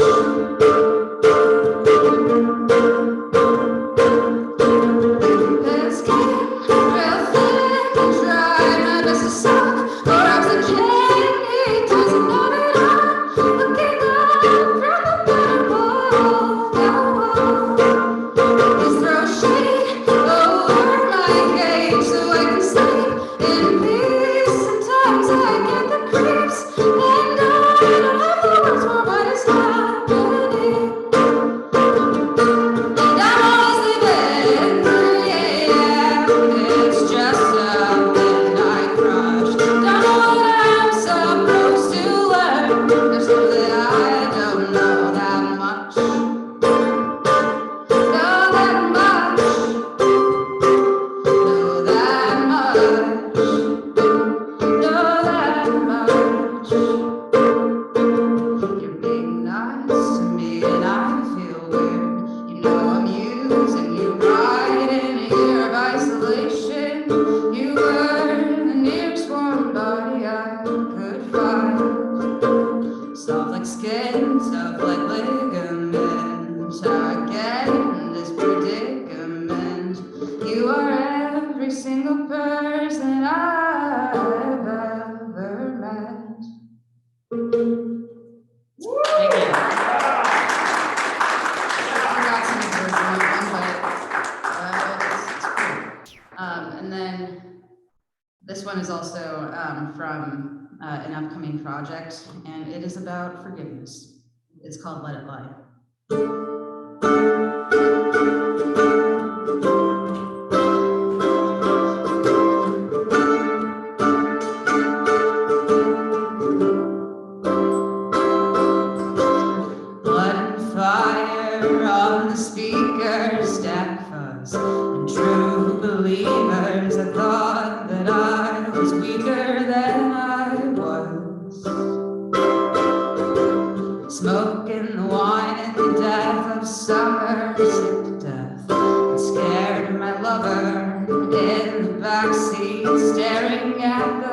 sun.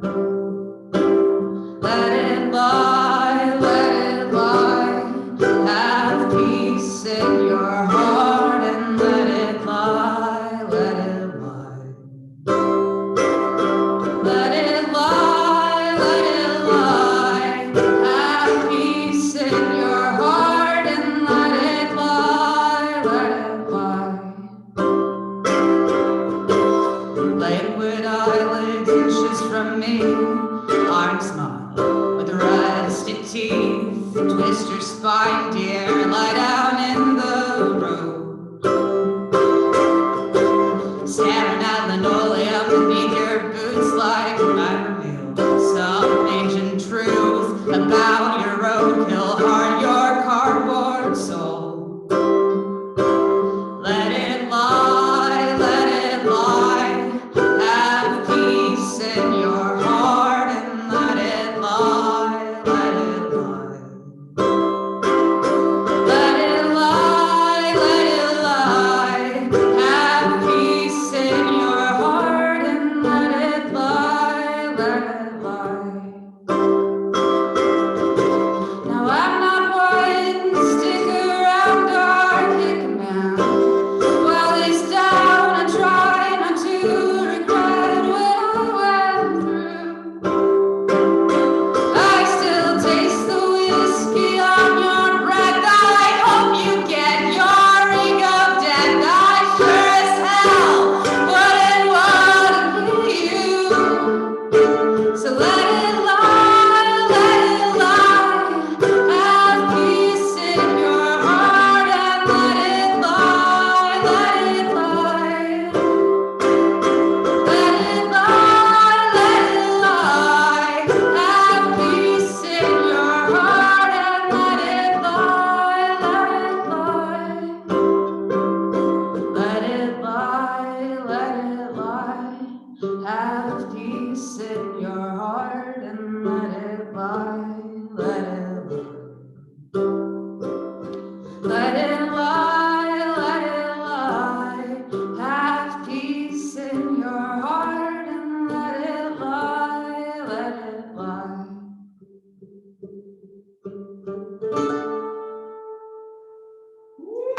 Thanks.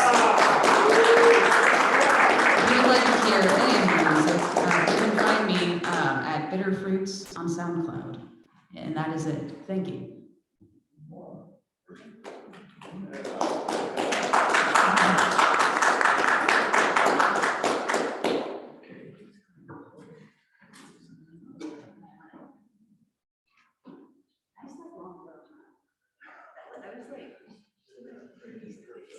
So we have Chico up next, and it is Chico's first time performing at the Alluvium Sunday open mic. So everyone give it up for Chico.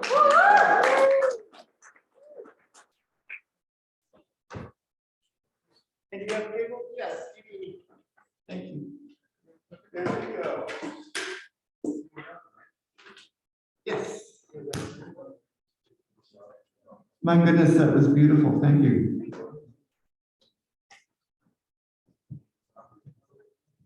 Let's see. Yeah.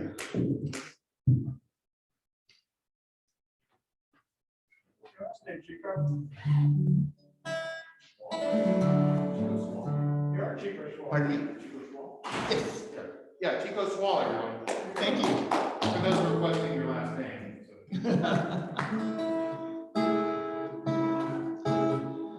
I'll only be doing the one song, because it's all I prepared. Actually prepared might be too strong a word. I thought about maybe doing the song. And I haven't sang it for a long time. I feel like I haven't sung anything for a long time. But that's true for everyone. This is a song called What I Know About Love. It's not very long. And it has a lot of instrumental bits in it. I wrote this song a lot of the first songs that I started to burst into existence were social action songs and songs about depression and people say, why don't you write love songs like everybody else? And I said, look, what I know about love wouldn't be enough to make a song, hence the title.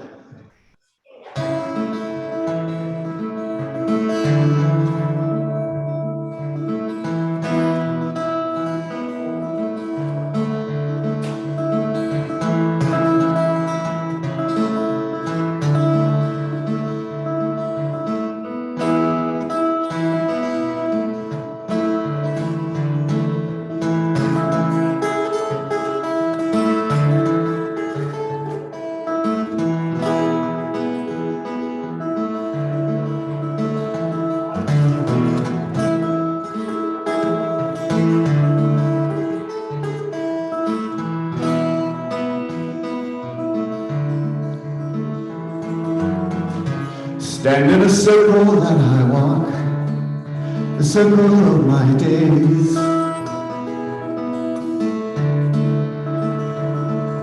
So I can see how light and shadow dance upon your face in different ways.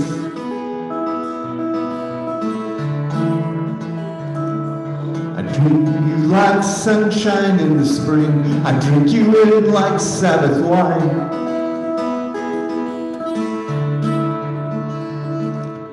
Watch for you like shooting stars and watch as you light up the sky.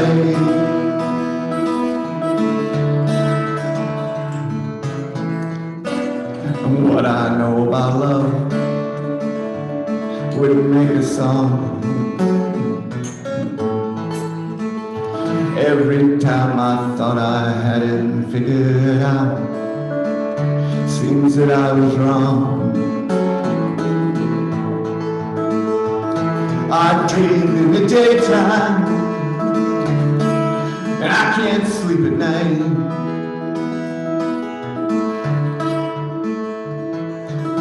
Try to live one step and then the next, and one day I'll get it right.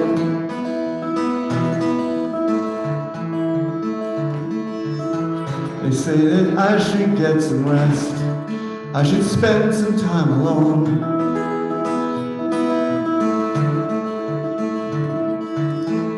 I'm too restless to rest, too lonely to be all alone.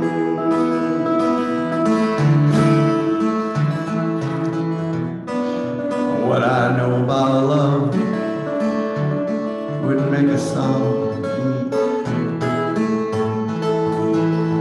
Every time I thought I had it figured out, seems that I was wrong.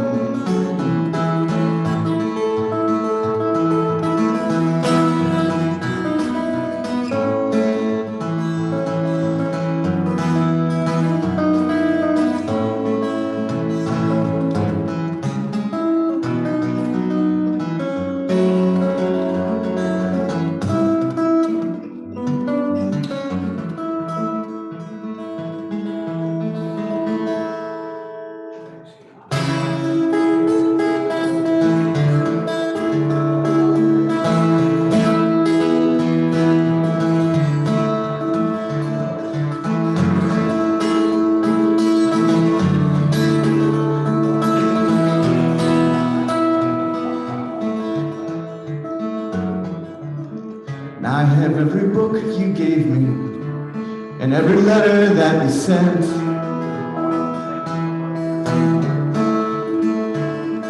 But objects, they're not people, and tokens, not the things they represent.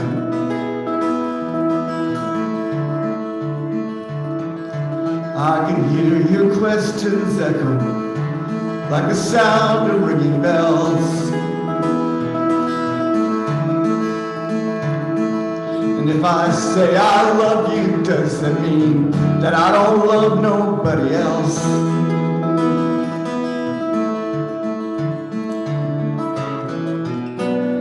What I know about love wouldn't make a song. Every time I thought I had it figured out, means that I was wrong.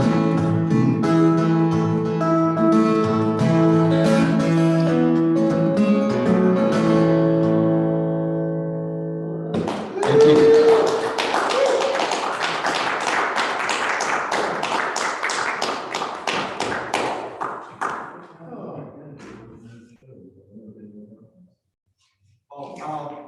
That's fine, I'll be back. Yeah.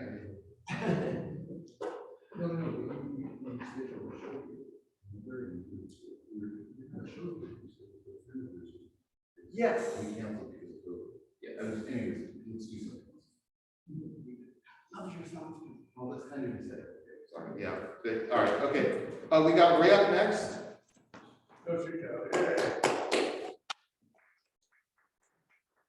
What we're talking about is Chico was planning a show here and it got killed a little bit by the COVID peak, which has happened several times here in our short existence. But yeah, we'd love to have him out for another set at some point. And I'm the steward of the space. So if you have an idea for an event or a show or a concert that you think would work well here, feel free to reach out to me and let me know. And if you have questions about the space and what it's here for and what we're trying to do, feel free to, you know, come up and say hi and ask me questions about what we do and what you'd like to do. All right, everyone, give it up for Ray.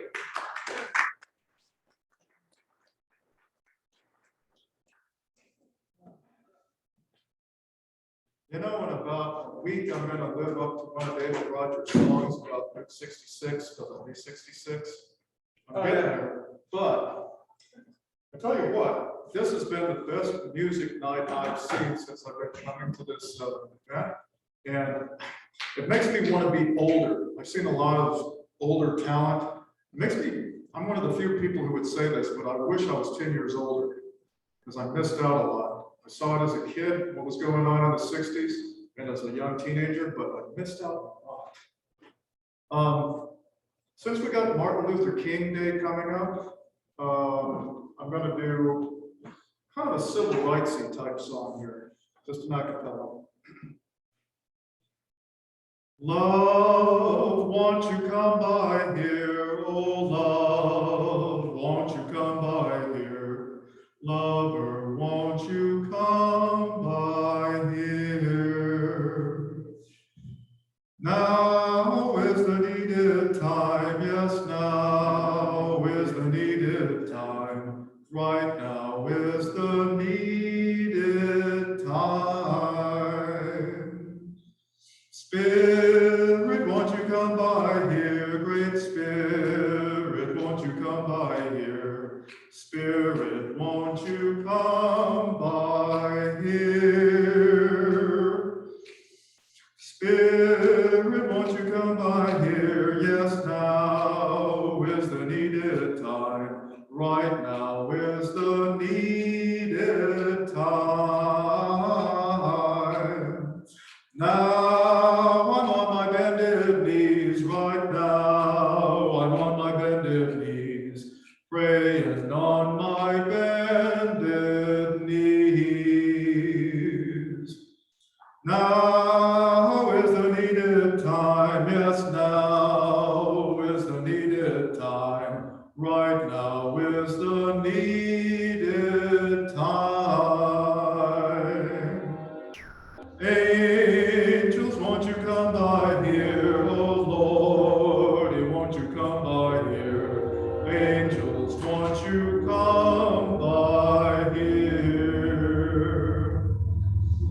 Now is the needed time, right now is the needed time, right now is the needed time. I think that train's bringing in the needed time.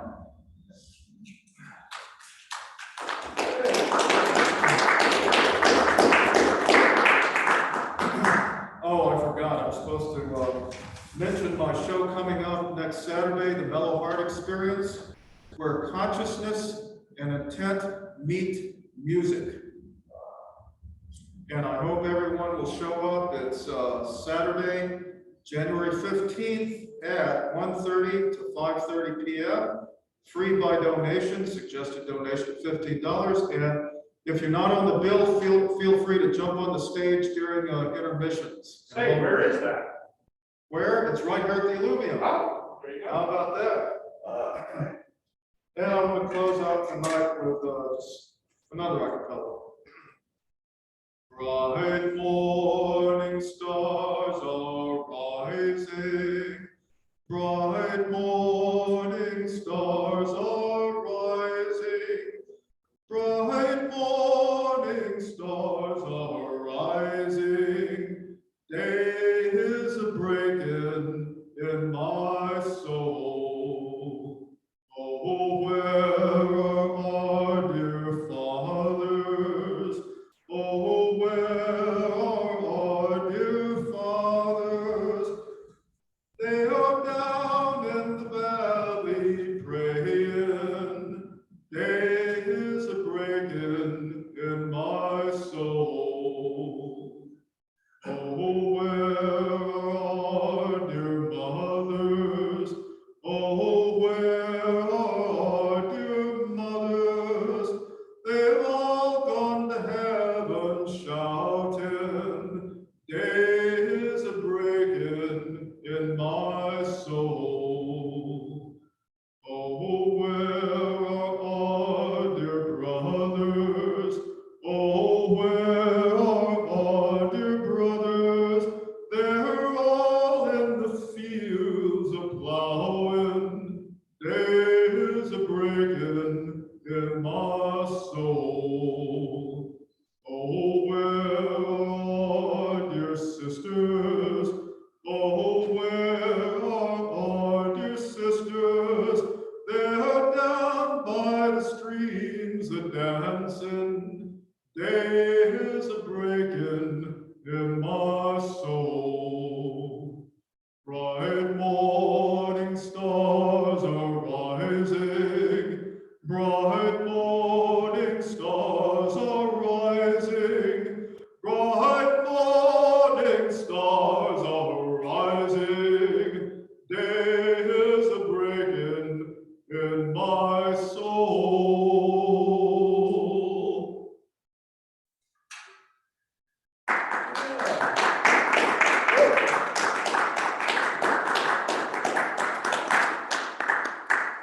And Aleph Drasman, who is a really lovely person, really spiritual and very, really magical to be around, for lack of a better word, is going to be one of the speakers at the Mellow Heart Experience. So I'm really excited for her workshop. And then who are some of the other performers, Ray? Oh, we have Michael Hall. Michael Hall is performing. He's a really great local musician. Tobias the Owl. Yeah, and Tobias the Owl is going to be playing with a full band. And I'm working on a record right now with Zach from Death Cab for Cutie. And I'm going to be doing songs off the record that we're doing with Zach. And if you want to hear more of my music, I do have some free stickers. The songs that I did tonight are off the record that we did with Ben Harper. And Ben Harper is going to be here playing at Alluvium coming this summer. So we're excited about that too. But I've been working a lot on this record with Zach from Death Cab for Cutie. It features a lot of great guest musicians like Sebastian Steinberg from Iron and Wine. And so we've all been sort of collaborating on this record. So I quit music some time ago, but this is kind of a bit of a resurgence because I had some songs sort of left on the back burner. And Zach's been really a wonderful producer for the record. So Tobias the Owl is going to be here. And Lisa Stein also from Heart of Hell. Oh, wonderful. Okay, yeah, Lisa Stein also. Yeah, so it should be a really great day, and it's going to be here 1:30 next Saturday, so 1 week from today, right here at Alluvium. So come out. All right. So, anyways, David DeLeon. Dan DeLion. Dan DeLion. Oh, I get it. Okay, yeah, I just got it. In his first time performing at the Alluvium open mic. Yep. So please, everyone, give a big warm round of applause for Dan DeLion.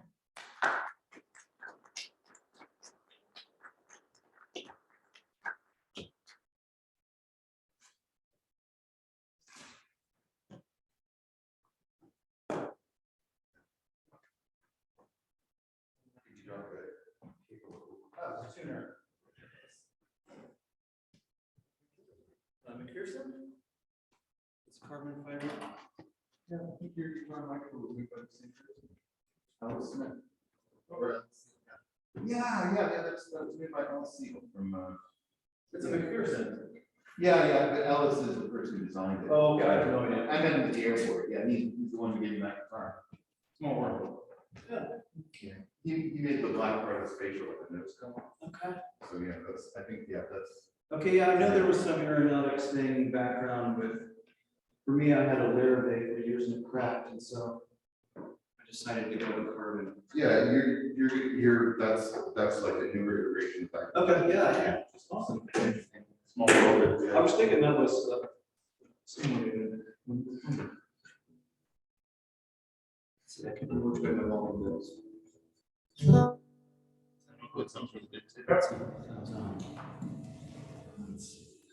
Check, any 1, 2, 3, 4.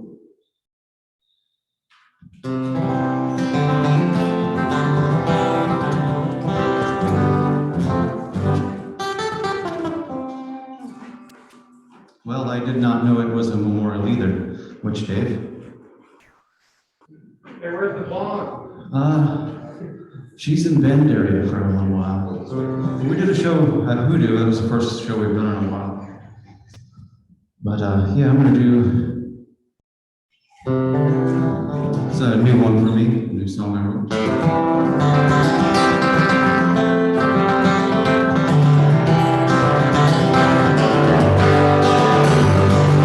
I was just a little kid, playing with all my friends. Grandma always calls and got the keys in her hand. She was so loving, me and all my friends. Until one day some kids moved in with a different shade of skin. Yeah, Grandma was a racist, they get through. She went to church on Sunday, but her evil still shone through. I know it can be so hard to understand, but Grandma was a racist with hot cookies in her hand.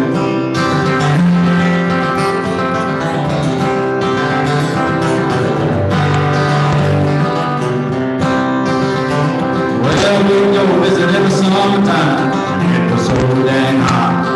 Running with the neighbor kids up and down the block. Grandma had old lemonade and some tea from a jar, but those other kids weren't allowed in here. Grandma was a racist, they get through. She went to church on Sunday, but her evil still shone through. I know it can be so hard to understand, but Grandma was a racist with hot cookies in her hand. Yeah, Grandma was a racist. It's not that hard to understand.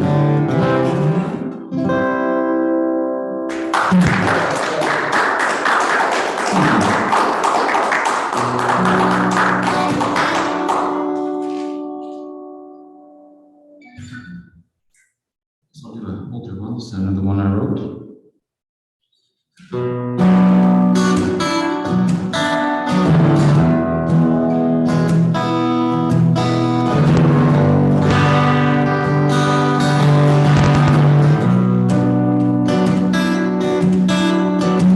No John crashed down the street. I tell him I got no change. He starts yelling at me, and then he stands a strike and just falls down. In his eyes I can see he wasn't that as a child. He's just a young boy, meek and mild enough. Victim of a girl gone wrong.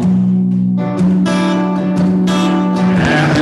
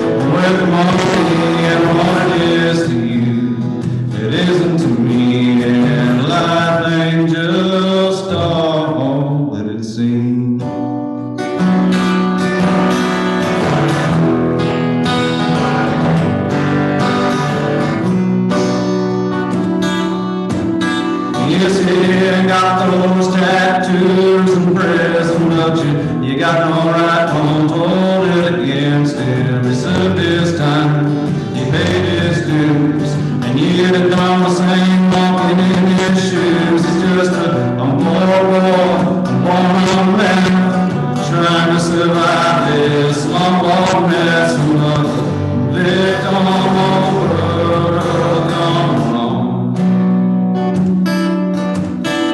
And it is what it is, and life is life, and I won't have any right to judge.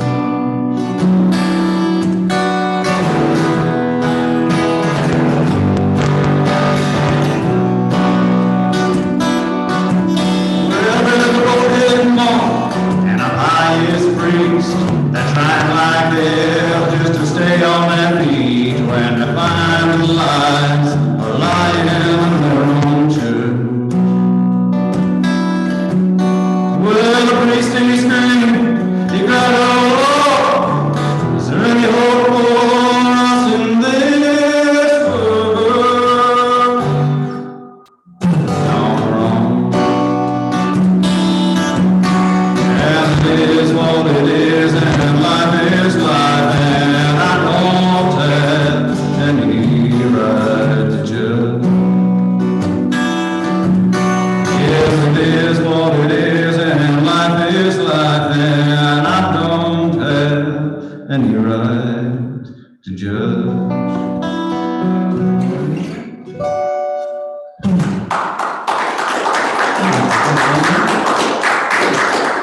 Closing out.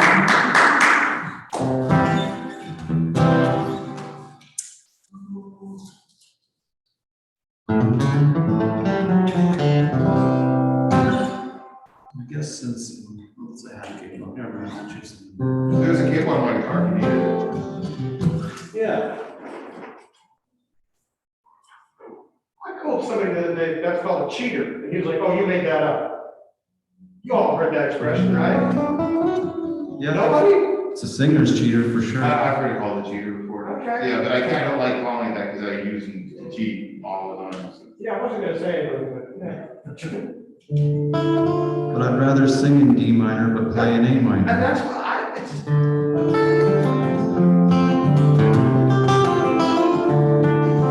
That's another one I wrote a little while ago.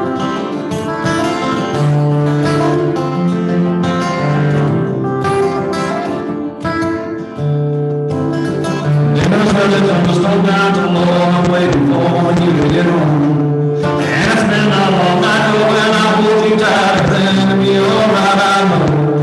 Working jobs just for the money, but honey, I know we'll make it through. We're not our parents and we're well aware that we don't have to do as they do. And I'm not gonna be caught up. Chances of taking my kill, and I know my best days are still to come.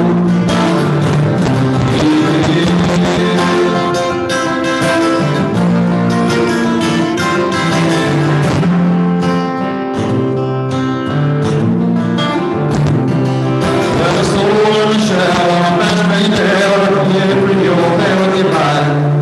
You can do as you will, and don't as you want, the only thing you have to do is die. And you know before you walk, you laugh, before you talk, some things that just gotta be done.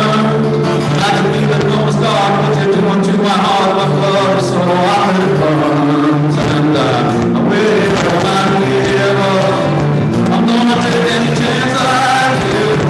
From all my best days, I'll still come. If you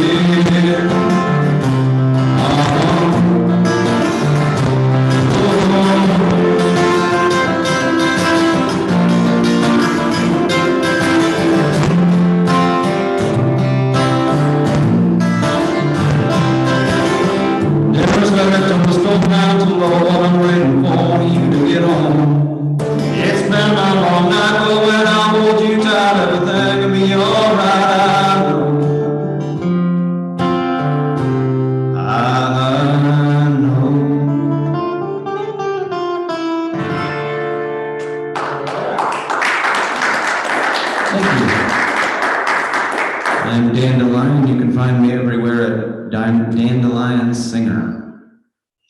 And I did misspeak, so I did want to correct myself. Ray's Mellow Heart Experience event is going to be here a week from yesterday, since this is Sunday, it's going to be on Saturday. So come by on Saturday, and then if you need food, or if you know someone who does, come by the Sunday market at 1:30. And as a reminder, does anyone here live in the Whitaker neighborhood? Raise your hand if you do. Oh, Chico, and I'd love to have all of you sign these petitions. It's of course voluntary, but John Whitaker was a really terrible person. He espoused a lot of really hateful ideas, and he wasn't just like a random hateful person who lived 100 years ago. He was particularly bilious and very hateful for even his time. So he was a terrible person, and I'm really proud to be in this neighborhood. I personally kind of wish we had a better name and a better person to be named after. And I feel like it would improve the inherent happy, phenomenal history of this neighborhood if we have a better name. So if you want to sign the petition, it's over here. I'm not far from the Whitaker neighborhood, a little too far southwest of the neighborhood, southwest, I think outside. You know, I've got a signature for me either way, so I just want to. Oh, okay. Just sit down and sign.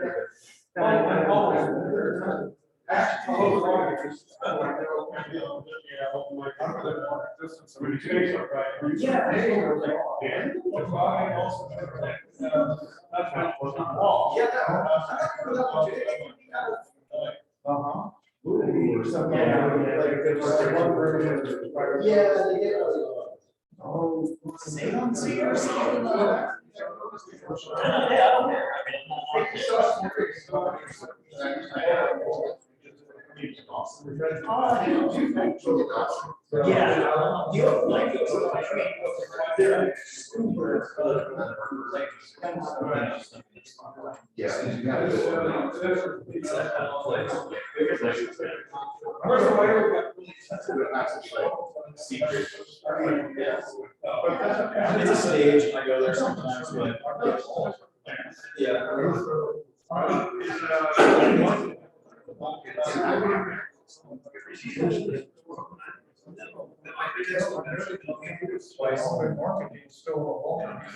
Oh, I'm gonna be at your show. Yeah, I like Anthony. That's good sound. Yes, and,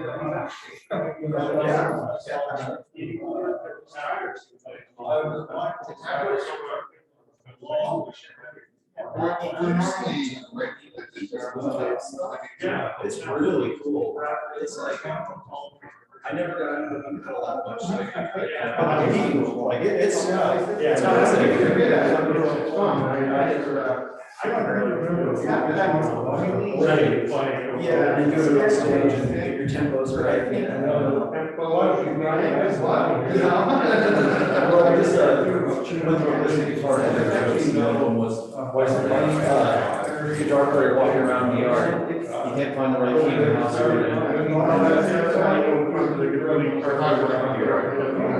Yeah.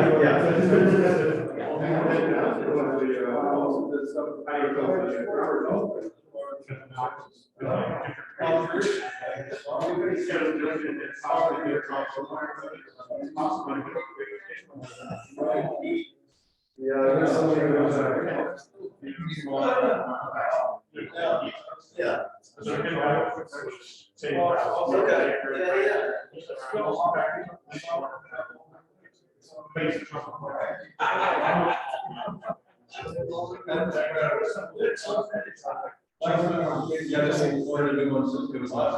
I think you can rate for your guitar from getting stolen.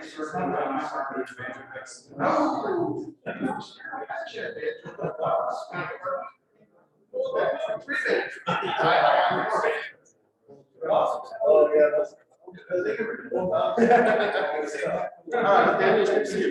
Yeah, hopefully I'll see you around some more. I always enjoy it.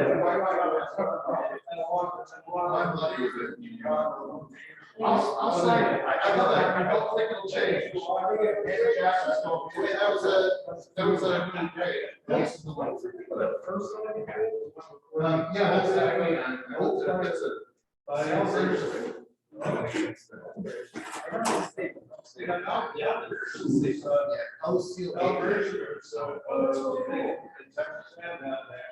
put like. Yeah, I started right on the desktop, yeah. I almost walked out of it. Yeah. Yeah, that's the issue. I guess it's, I guess. We'll get back. Normally, that is here. There's so many people. Oh, yeah, it's, open mics are very pleasant, you know, one day it's like standing in the bowling, trying to get issues away. They don't make it because it's, you know, they're busy doing Yeah, it.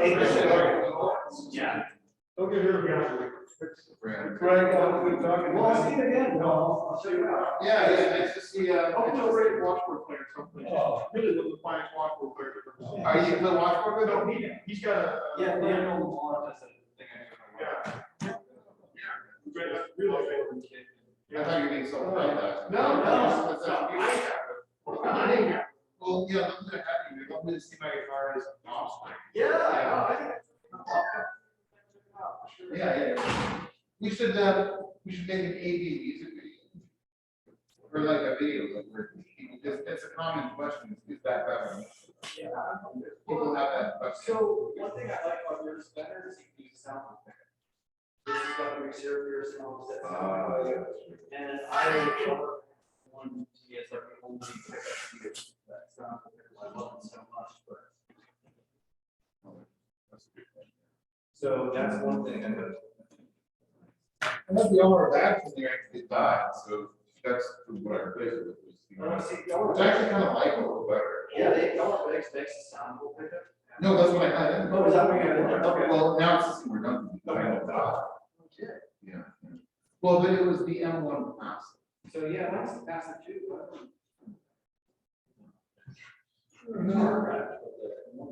The pickup line, and then you, whenever I would play gigs, the sound guys were like, oh, it's so quiet, you can go more juice.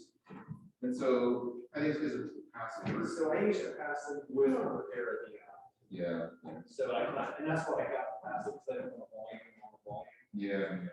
But yeah, that totally makes sense when you say that, right? Repair at the end, so Yeah, you should tickle the next time you're here. Yeah, I'm gonna run. I've been snowboarding and skiing all for like 6 days in a row, so. Oh, wow. So yes, cutting the snow mountain here, this is time for tons of it to remain up in the mountains, not very far up there either. Yeah, unfortunately, it's not fast. Well, lovely to have you here. So I'll see you around, see you on Saturday at 1. Yeah. That should be plenty. Perfect, either lead golf or somewhere in there. That's actually my favorite song I think that I've ever written. Low light. You know, you know Deer Tick, you know that? Deer Tick's a great band, they covered that song. I'll see you Saturday. Yeah, I see Saturday. For sure, good meet, what's your name again? Eli. Eli. We met. Yeah. Well, that's good. Good to see it. That's also good to see this place happening. That's nice. It's happening a little bit. We ebbs and flows and COVID spikes and. But don't we know about that? I mean, I just went through all the stuff and I managed to score some gigs at the holiday market, got some money, so that's great. So I'm glad we got this happening here. Yes, the COVID is still there. Well, because things come back anytime, look at that. Oh, yeah, that was really beautiful stuff. I'm glad you did. I'm glad you like it. So I'll be coming back and doing something here for sure. Sure, we love that. Yeah. Like, you just know.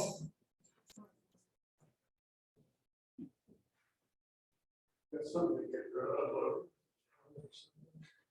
Yeah. Well, no. Let's see, just. I'll take whatever you got. I just usually have, but I never give it the last one out. Let's see here.